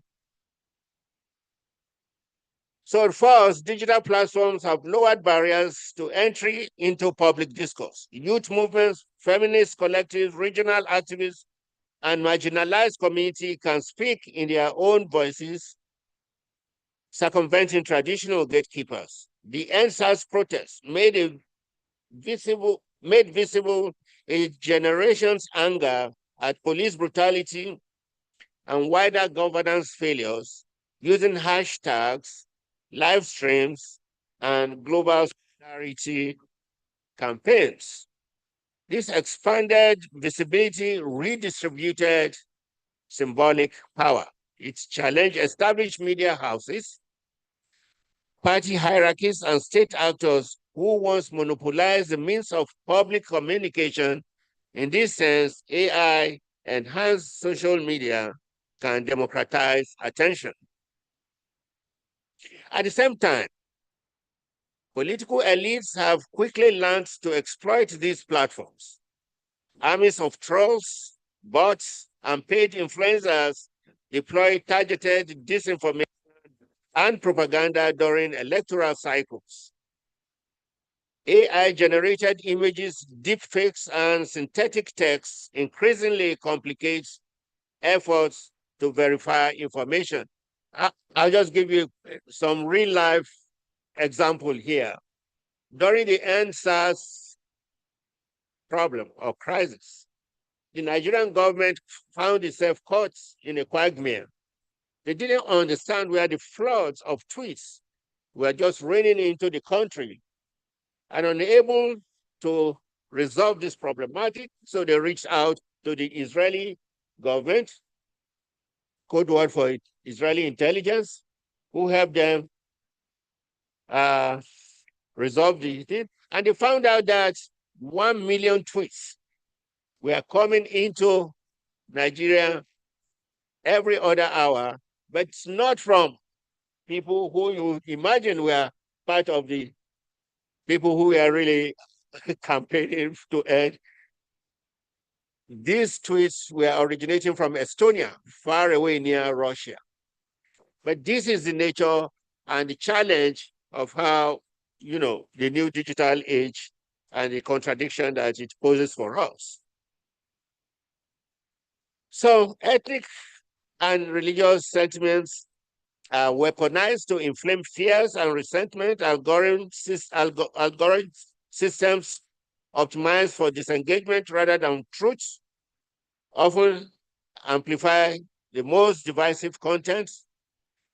Democratic power in this regard becomes entangled with the capacity to manipulate emotion to scale. Institutions themselves are being reshaped in this whole process.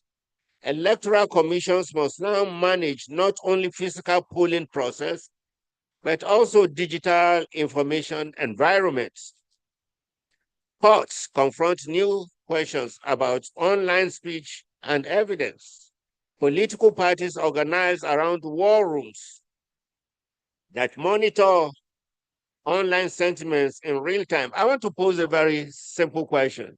How many people in this hall truly believe, given just the way that social media disinformation had occurred in the wake of the last election, how many people believe that election 2027 will be something that anybody can really handle at the scale at which it will handle, where indeed just sitting right by your laptop, you can generate the INEC chairman, you can generate his voice, you can generate figures, and then you have incremental bots that can help just flood the whole Yes, so this is like a new world altogether. Well, so media organizations are pushed now to adapt to platform logic in order to survive, sometimes at the cost of depth and investigative commitment. Civil society groups increasingly integrate data science, digital security, and media literacy into their work. These are good things. Now, finally, folks, democratic power is increasingly exercised through struggles over infrastructure and regulation. Debates about data protection, content moderation, platform taxation, and AI policy are at root. Debates about who will control the architectures through which Nigerians see and interpret their world. If platforms set the rule unilaterally, democratic accountability shifts away from elected institutions. If states respond with heavy-handed censorship, platform rights and civic rights suffer. The challenge, therefore, is to develop regulatory frameworks and civic norms that protect rights, foster innovation, and secure genuine public oversight. Now, my conclusion is this, that this lecture has argued that AI and social media are not merely tools used within Nigerian democracy. They are transforming the very terrain on which democratic power is organized. By structuring visibility, shaping attention, and mediating knowledge, AI-driven platforms influence who can participate in public life, what kinds of claims gain traction, and how citizens form judgments. They empower new actors and solidarities as seen in youth movements and digital investigative journalism, while simultaneously enabling sophisticated disinformation, polarization, and behavioral manipulation. I think drawing on Cabral and Wiredu, we can say that the struggle for democratic power in Nigeria today is also a struggle over narratives and conceptual sovereignty. Following Dewey and Arendt, we see that the survival of democracy depends on sustaining spaces where citizens can think together, deliberate, and act with judgment. Innis and McLuhan reminds us that our media environment shapes the rhythm of attention and the architecture of our public life. Castell shows that power increasingly lies in the capacity to program communication networks, while Zuboff warns that surveillance capitalism threatens to turn citizens to objects of data extraction and behavioral control. Now, taken together, these insights illuminate the central challenge. AI and social media have become the new power, reorganizing democratic power in Nigeria by reconfiguring the conditions under which knowledge, perception, and political action are formed. The response cannot be left to engineers, to corporations, security agencies alone. It must involve journalists, scholars, teachers, activists, policymakers, and citizens committed to defending knowledge as a practice of human flourishing. Nigeria needs media institutions that act as custodians of meaning, educational systems that cultivate critical digital literacy, regulatory frameworks that safeguard rights and constrain predatory practices, and civic cultures that insist technology serve human dignity rather than undermine it. If we can reclaim AI and social media as instruments of agency rather than engines of manipulation, they may yet strengthen Nigerian democracy by expanding participation, deepening accountability, and enabling new forms of solidarity. If we fail, these same technologies will entrench inequality, hollow out public reasoning and concentrate power in opaque algorithmic and corporate hands. The reconfiguration of democratic power is already underway.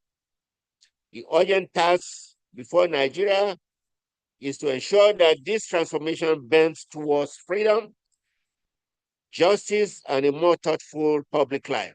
For that to happen, our universities will have to embrace full democratic culture that privileges the primacy of skepticism and debate in every facet of our intellectual journey. This is the one lesson I took out of my years at IFE. Deepen skepticism, engage in reasoned debates, and I hope that this is a culture that will continue. Thank you, and Godspeed.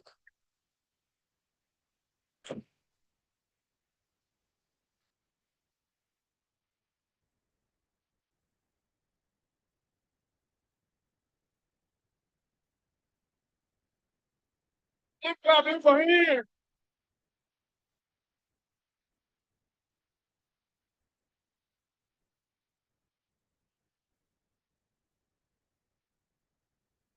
The Dean.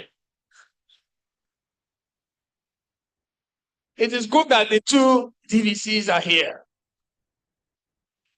DVC Innovation, DVC Research, Innovation and Development, DVC Academic. And the key point of this very important lecture is a whole gamut, is the need for critical digital literacy.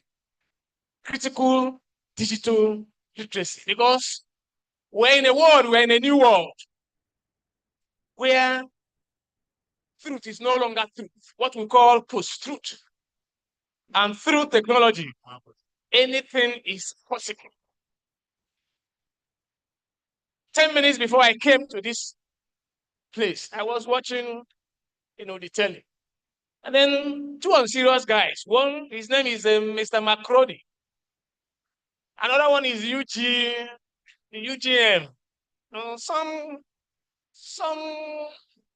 Some fellows.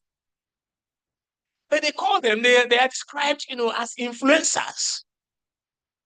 But two naughty guys, they were even fighting in the plane yesterday.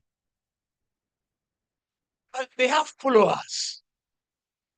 And these followers are in their thousands and millions. And so one of the important things I've noted from this lecture is the need, and there is a lot of philosophy. With a philosophical understanding of what AI, the new technology, what is bringing, that's when we can play a role. If we don't have a philosophical understanding of what is going on, you send money to somebody who needs money. You send 20,000 naira to somebody who needs money urgently to solve 20,000 naira gain. By the time the money is sent, something is deducted, from that money. So it has come with this digital capitalism, a new form of exploitation, and such other things that don't go well with the society. So it's really a new world. And I will appeal the guru that this lecture be made available to all our students and to all staff. Whatever it will cost the university. And the idea of introducing critical digital literacy is extremely important for us as an academic environment. Thank you. My dean, you say I should announce what?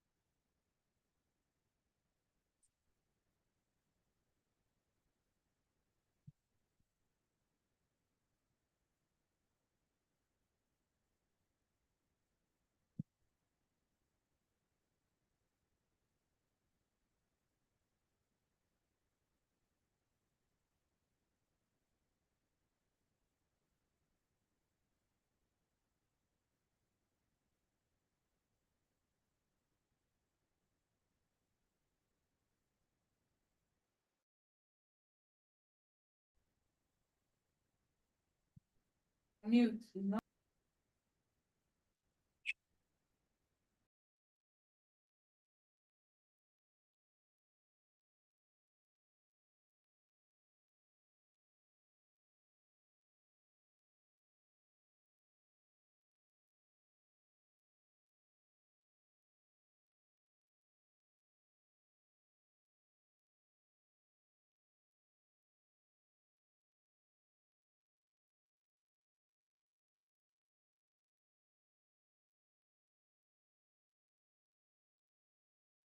So we want to invite our distinguished senator, sir, for your talking. Thank you so much. And we are still hosting you in the evening so that we can discuss more on how you can really support the university. Thank you so much.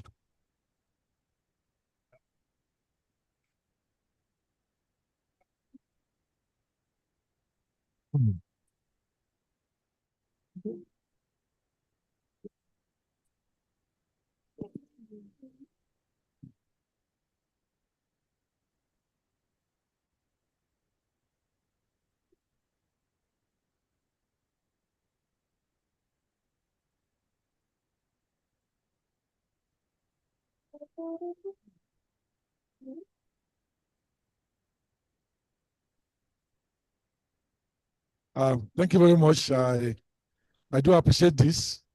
Just as Dapo and ID said, the 4 years I spent here as a student has remained the best years of my life. I was a senator for 4 years. I was special advisor on political matters for 8 years. Those years are not in any way comparable to the years I spent here as a student. And I was telling the ID when he said this institution was responsible greatly for who we became. And I said it's responsible, this institution is responsible fully for all we became and all that we did. Without this school, I do not believe that we could have done what we did. I was a spoiled child of parents who had expected a child for 5 years before they could get me. So I was protected. But on getting here, sitting in class, attending seminars, relating with my lecturers, and participating in student union activities, setting up magazines. I was a member of the Cobra publication when I was here. I later formed Parrot magazine myself, and I became the editor-in-chief. All of that, all of the training, all of the orientation I got from here were responsible for whatever. And anytime I want to do anything or take a position, my mind always comes back to Ife. What will Ife say if I do this? And it has made a cautionary thing for me. For that, if I do anything that does not go with the spirit of Ife, God will not be happy with me. And that has been it. So it's my pleasure coming here. And like ID said, let us create a structure so that all of us who are here today and those our friends who have made it in life who are not here can make reasonable contribution to what we are trying to do. It's a kind of an attempt at a renaissance of a place that we admire so much. And one of my regrets in life is that none of my children, attended this university for reasons, known to all of us. And whenever I'm debating and arguing with them, I always tell them, you are saying this because you didn't attend Ife, because, if they had attended Ife, their opinion on that we disagreed on will have been different. So, I've come here today, 40 copies of my latest book. Yes, thank you. 40 copies of my latest book, The Adventure of a Guerrilla Journalist. So I'm handing that to the authorities. They will find a way to share it out. I don't know how. I don't understand the formula, but it's left to them to get it across to you. You will find it engaging. My life here in Ife was demonstrated here in one of the us and how I became. Thank you so much. And sorry, let me also point out, coming here today and seeing all the professors who are here, and I could not see one single one of those who taught me. It's making me feel so old. I could have thought one of them or one or two of them will still be around, here on the campus to give of their knowledge. But again, we are all, they are not, and as they are leaving, they are hand over the baton to those who are here. And the fire is still burning. Please don't let the fire die. Let Ife remain what it used to be, and let it also continue to another generation. Thank you very much. God bless. Thank you so much. We really appreciate your support, and the university management is going to distribute it accordingly.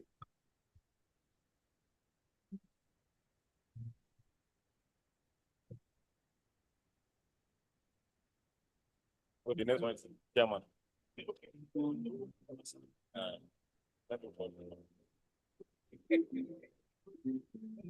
So let me formally invite the chairman of this occasion.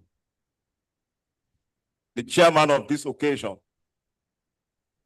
Honorable Idowu Obasa, for the award.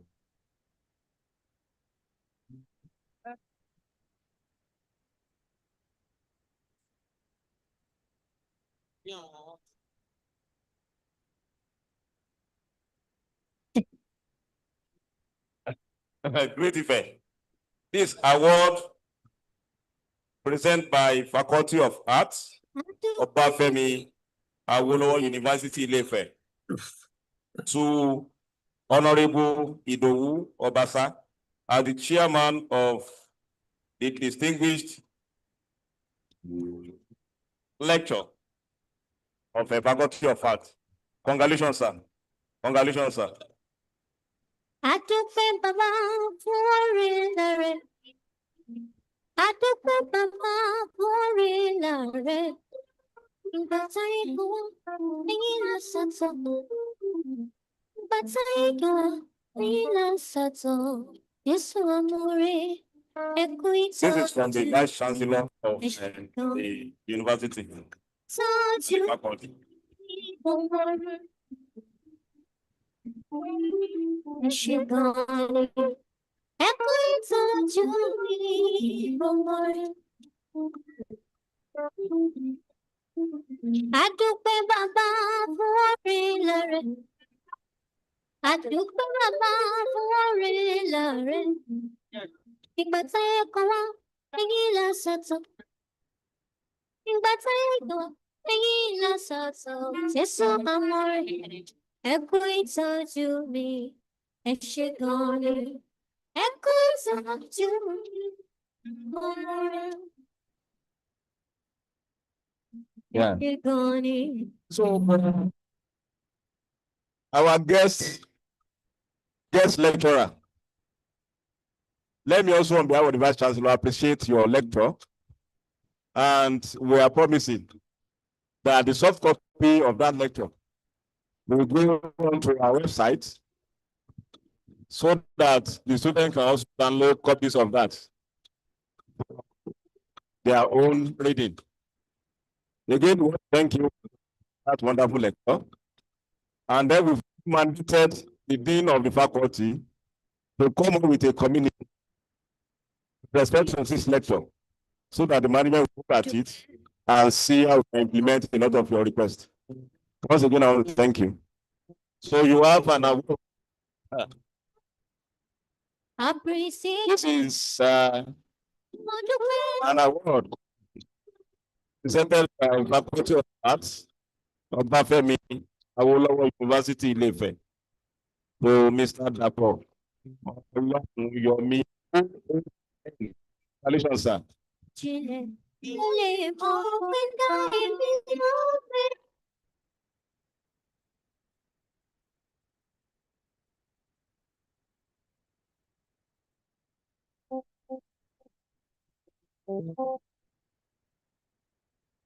Appreciation. Mo dúpẹ́ onígbọ̀wọ́ rẹ̀ bàbá mo pẹ́ mi.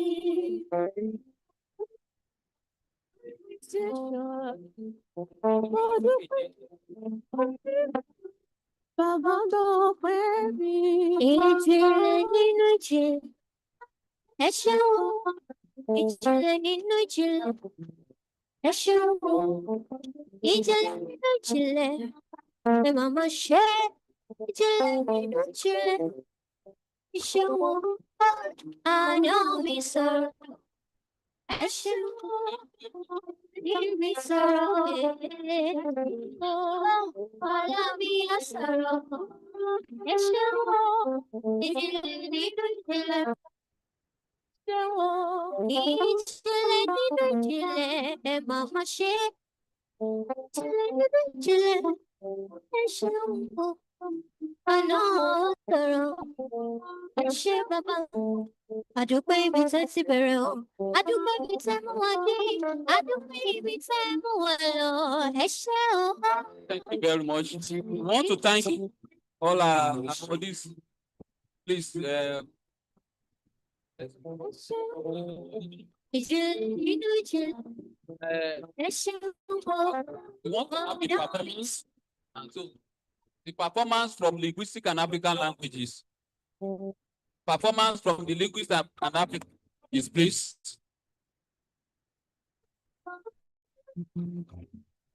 Performance from the Department of Linguistic and African Languages.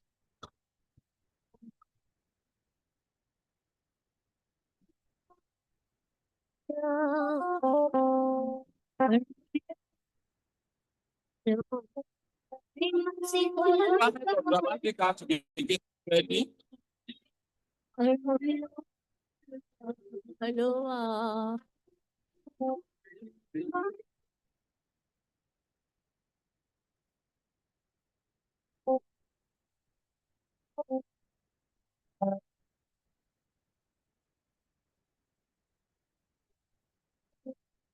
I'm a psicoloda moida.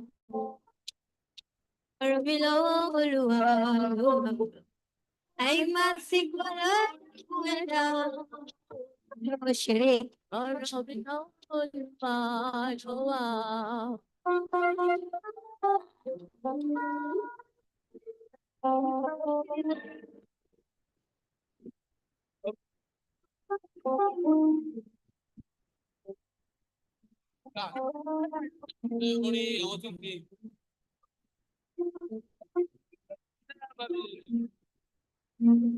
Tiwa Tokwe, Tiwa Tokwe, Tiwa Tokwe, Tiwa Tokwe, Tiwa Tokwe. Our guests will sit while the performance will take place on the stage.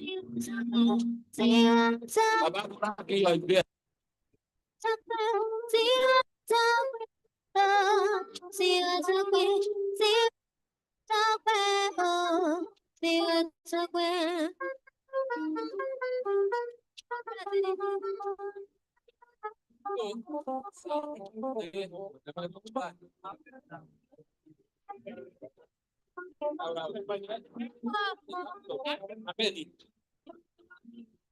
Eche kacho, eche kacho, eche kacho, eche kacho, eche kacho, eche kacho, eche kacho, eche kacho, eche kacho, eche kacho, eche kacho.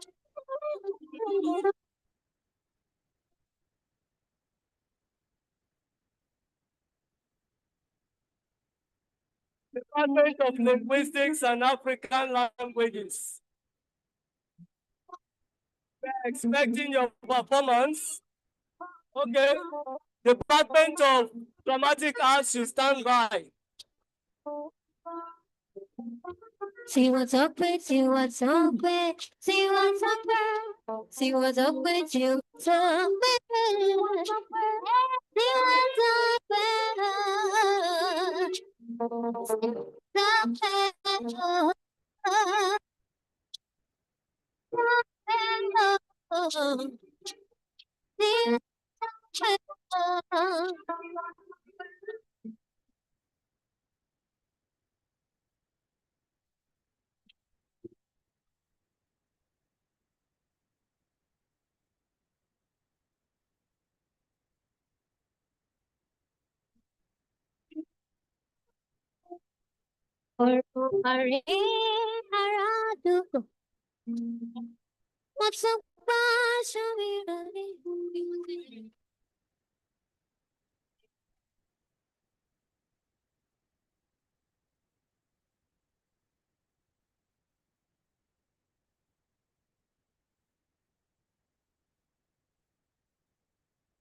Linguistics and African languages. Okay.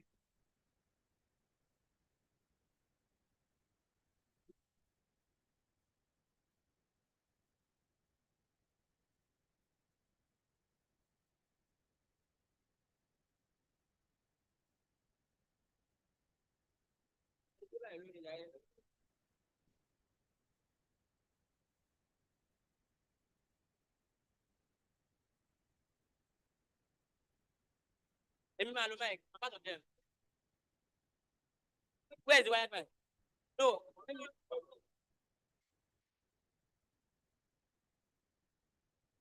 Ah.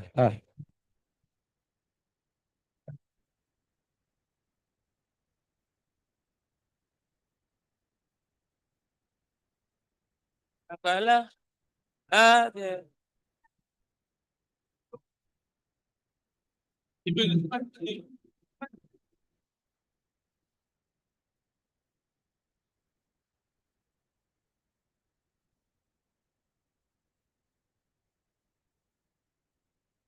Àìlìdànù ọlọ́jọ̀mọ̀ ìyá akọ́lédọ̀ yẹ mo dé o. Lónìí mo débi ìṣe mi akọjá ti dé àborí gbóngbó. Èsì àbí irun gìlọ̀gìlọ̀. Ìjà lògbó ọmọkùn ní káàbà akọ́lédọ̀ yẹ o ọmọkùn tí fi sọ ìsọ ìbà níwọ̀n kọ́kọ́ mọ̀ fi oníjú o. Àlògbó mọ bá irin jà mọ dá irin mọ bá ẹ̀fọ̀n jà mọ dá ẹ̀fọ̀n mọ wá bá Olódùmarè jà Olódùmarè wá.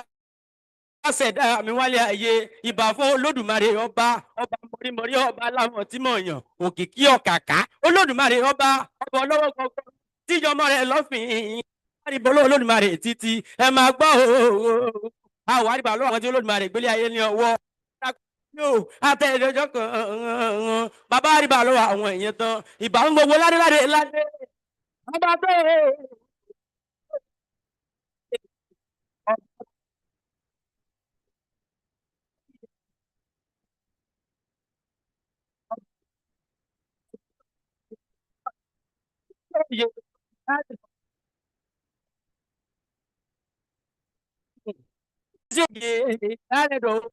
mísúmọ́ bá níwọ̀n ẹgbẹ̀je mórí ìdìnnà sọ́ba níwọ̀n ẹgbẹ̀fà arọ́bàfin lọ́ba pa ọba mìlúmísà oògùn ọba ìlàrọ̀gùn ọmọ ògbóyè òdòrọ̀gùn ẹ máa gbódùn ẹnu mi dáadáa ọmọ àgbàrá mẹ́ta tó yá lókè lálọ́jọ́ ọjọ́ sí ọ̀kan lọ sọ́gun ìpínrin ọ̀kan lọ sókè èdìgbò ibi àpẹrin sí iná pè lọ́gbọ̀n ìpínrin ibi àpà èdìgbò ibi àtẹ̀tẹ̀dé sí iná mọ̀ pé ní tẹ̀dó nílé àwọn bàbá ẹ̀yìn ẹ máa gbódùn ẹnu mi dáadáa ọba tó tó ìyálẹ̀ fún èmi ò jẹ́ yá sọ́ba arọ́bàfin lọ́ba pa èmi ò jẹ́ yá sọ́ba èmi ò fẹ́ joyè òkè nìkan tẹ́nìkan sí orí adé o ọba aládé sẹ́sẹ́ fún ọba mọ́pa mi ò pé ọmọ gbàmílà ni ọmọ ládé aládìkún ẹgbẹ́ èèyàn ládé ajé aládìkún ńlá lọ gbà fún aláàfin ọmọ òtòkúta ọ̀nà kóró ti ń pín ni ọtẹ́gbòǹgbò ọ̀nà sómi sùúrù láwẹ̀ ẹ máa gbódùn ẹnu mi dáadáa orí adé o ọmọ orí ni wọ́n wẹ̀ wọ́n wẹsẹ̀ ọmọ òkúta mẹ́ta ọ̀nà àdìkún ọ̀kan ṣe mí ní pẹ̀lẹ́ ọ̀kan ṣe mí pé kí n máa rọra ọ̀kan pé ìgbà tí n mọ̀nà kí n mọ́ àṣẹ lálàdé àdínkù sí ẹ máa gbódùn ẹnu mi dáadáa ọba tó tó oyè ààrẹ dọ̀ ọba tó tó oyè ààrẹ fún orí adé o àyìnlá ẹ máa gbódùn ẹnu mi dáadáa orú ọmọ kìnkín lágbàdún lé olúfọn ẹ máa gbọ́ ọmọ fìlà funfun bàtà funfun ẹ̀wù funfun bí olóòsàbọ̀ ọ̀nù orí adé o mọ́sùmọ́ bá níwọ̀n ẹgbẹ̀je orí ìlọsọ́ba níwọ̀n ẹgbẹ̀fà arọ́ba àfin ńlọba àmọ́ pa ọba àmọ́ pa mí o mo pè mí ọ̀yájú sọ́ba ọba tó.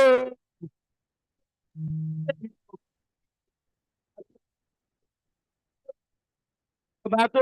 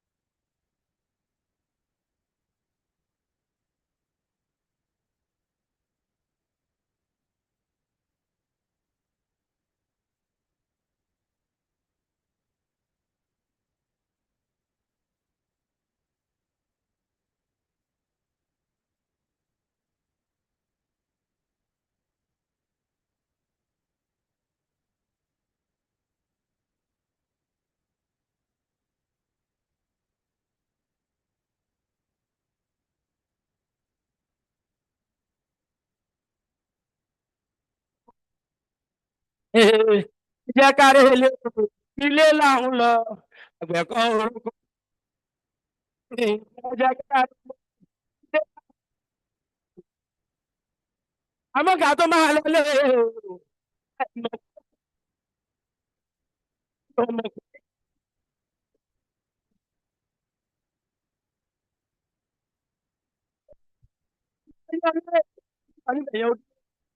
ẹ̀ka ẹ̀kọ́ ní ìmọ̀ ẹ̀dá èdè àti èdè adúláwọ̀ ìyẹn linguistic àti African languages mo rí ọ níbẹ̀ yẹn ó dúró orí Mèsì Ìjayé Ọlá a máa dẹ́rù bọ ọmọbìnrin tó bá lójo ni mi ò kó o gbójúná bá bálà kó bá ṣe ọlọ́mọ náà jẹ́ kárí ilé àgbẹ̀ kan orúkọ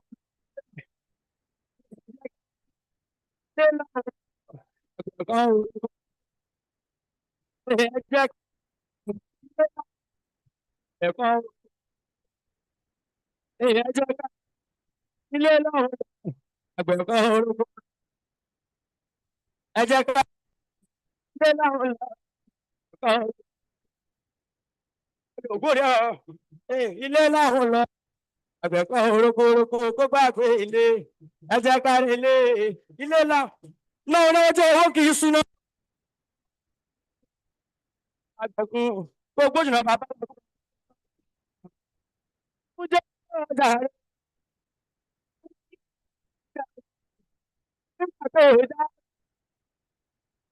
nígbà tó ò já ní bọ́dì ní gbèsè ọ̀rọ̀ yìí á dá ọ̀rọ̀ yìí á dá ìjà ló gbórí àbá òkè àyànwálé náà ilé là wá ẹ̀rẹ̀ pé ta níbọn nínú ewì ọlọ́gbọ́n ẹ máa pé àlùjọ náà ọlọ́jà ọmọ ìyá akọ́lé dọyẹ ìjà ló gbórí ní kàkàbà òkè ẹ ṣé gan ni o.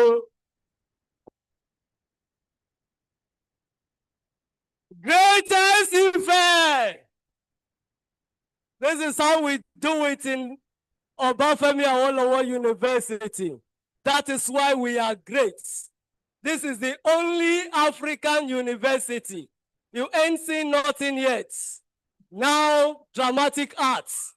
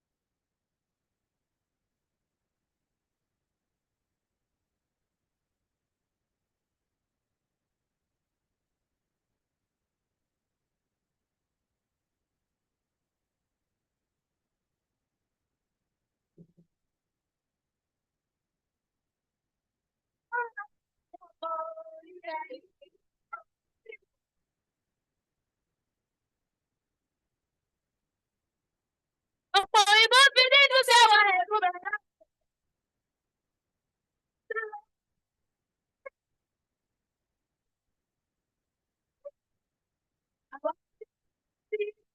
sìnkú ọmọ nígbẹ̀yìn. Sìnkú ọmọ. Òyìnbó fi nínú sáwọn ẹ̀bùn bẹ̀rẹ̀ lára rẹ̀ ó lẹ́wọ́. Sáwọn rẹ̀.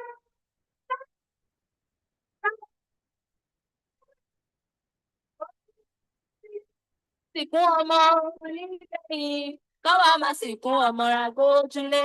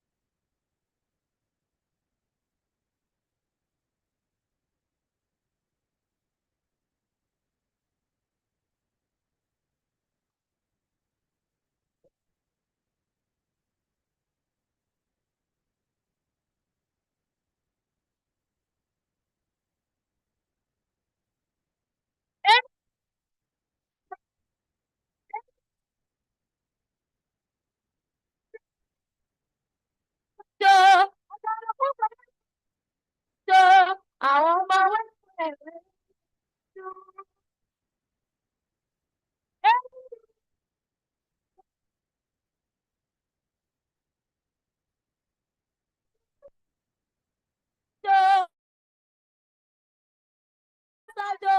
àwọn ọmọ wẹ́wẹ́ lọ níwájú.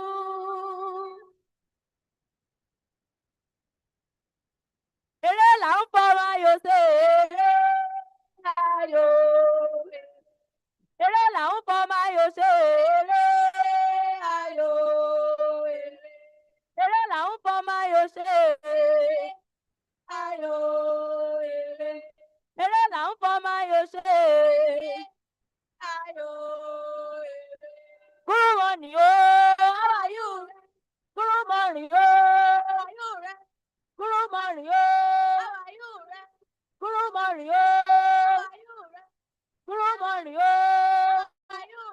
Good morning, oh, how are you? Good morning, oh, how are you? Good morning, oh, how are you? Good morning, oh, how are you?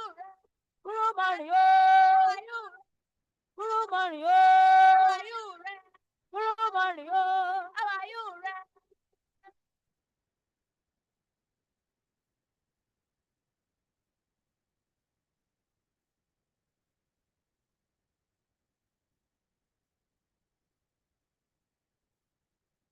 Please, another round of applause. Ẹ wá cha dollar yín o. Please come and pick your dollars. Please, let's appreciate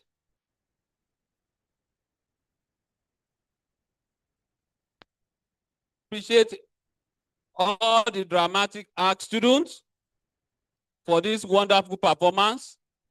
Let's appreciate the linguistic and African languages for this wonderful performance. So we would like to respectfully invite Kabiyesi.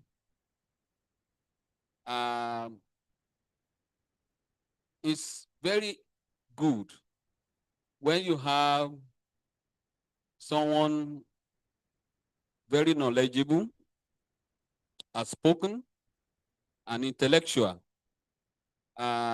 in the traditional stool.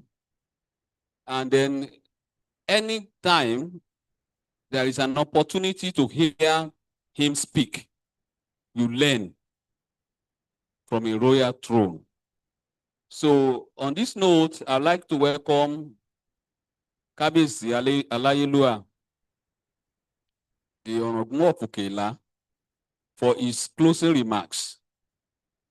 And then we will then also take 1 or 2 questions as to the guest speaker's speech before I invite the chairman of this occasion to give the votes of thanks. Kabisi.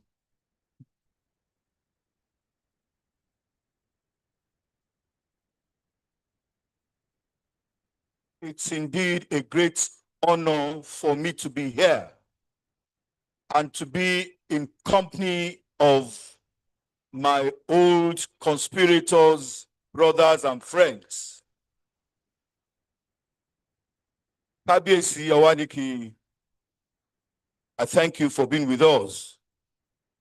You may not understand or appreciate how we feel inside this special hall. We thank God that we are not in Oduduwa Hall. Most of us started our fellowship in this special place. So this place is so special to us. The faculty, the university, thank you for doing it, especially all ex Ife, back to the roots. This is a great university, one of the greatest in the world. You may not understand or appreciate what we are saying. I'm going to tell all my colleagues, Dapsi, come here.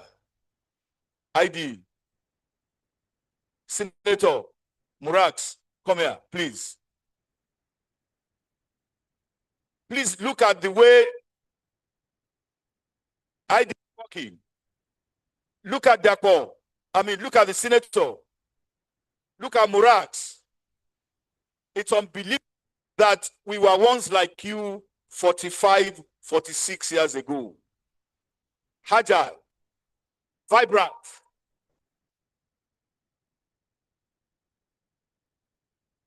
And we were everywhere on this campus. We explored this campus.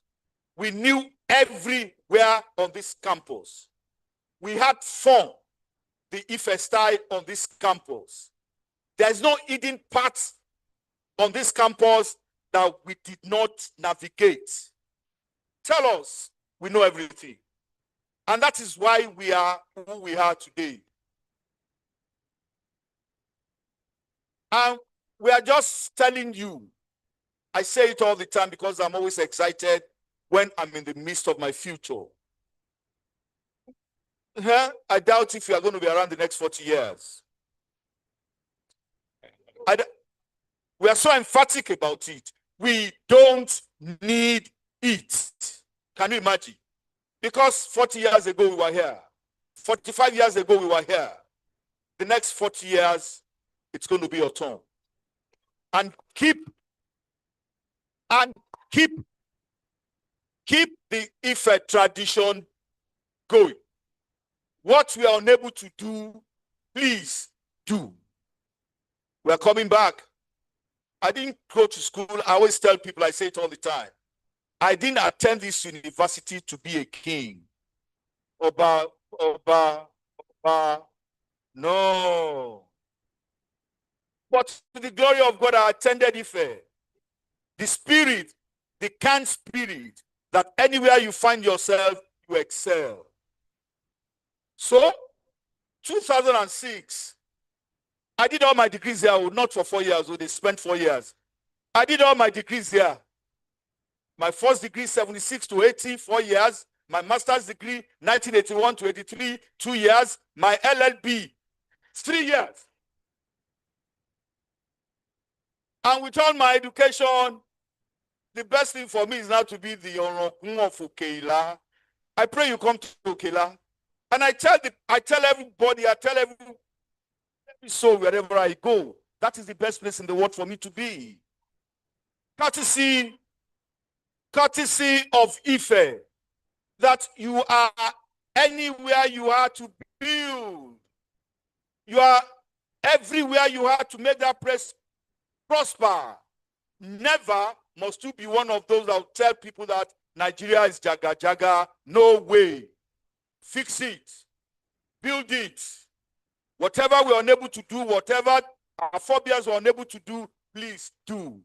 We want to see the greatest of Ife in your time. We want to see the greatest of Nigeria in your time. And I prophesy into your lives, we are going to have presidents amongst you. In our time, a senator of the Federal Republic of Nigeria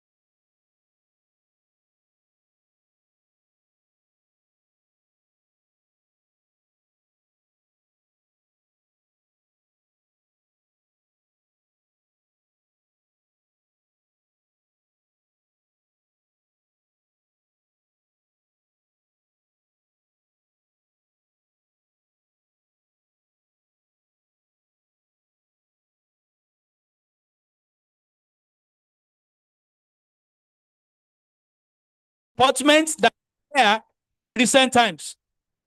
You are here on time. You sat through the lecture, you listened, and we enjoyed your participation. I wish you success. And in the next 40 years, you will come back here and deliver a lecture as a distinguished alumnus. I don't know if I've left anybody out. Okay, I can see Toro there. Is there anybody that has not been touched by this thumb printing of thanks, vote of thanks? So if there's none, I pray that we will all continue to have great things to do and share great long life of distinction. Thank you very much. Thank you very much. And thank you very much.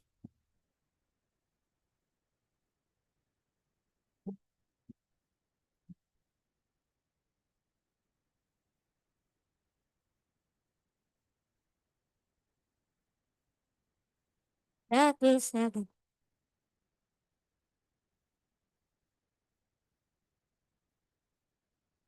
Won't you remain me sure? Money must all of my dark days that won't you remain?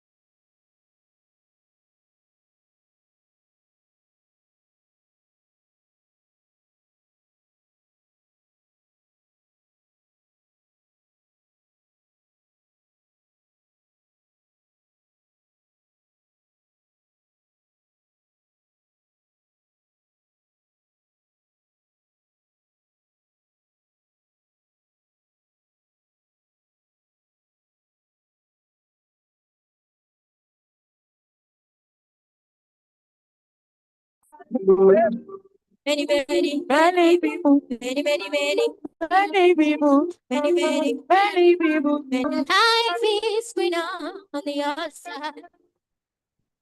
That's what I thought if I took a ride. Found my bridges, so I.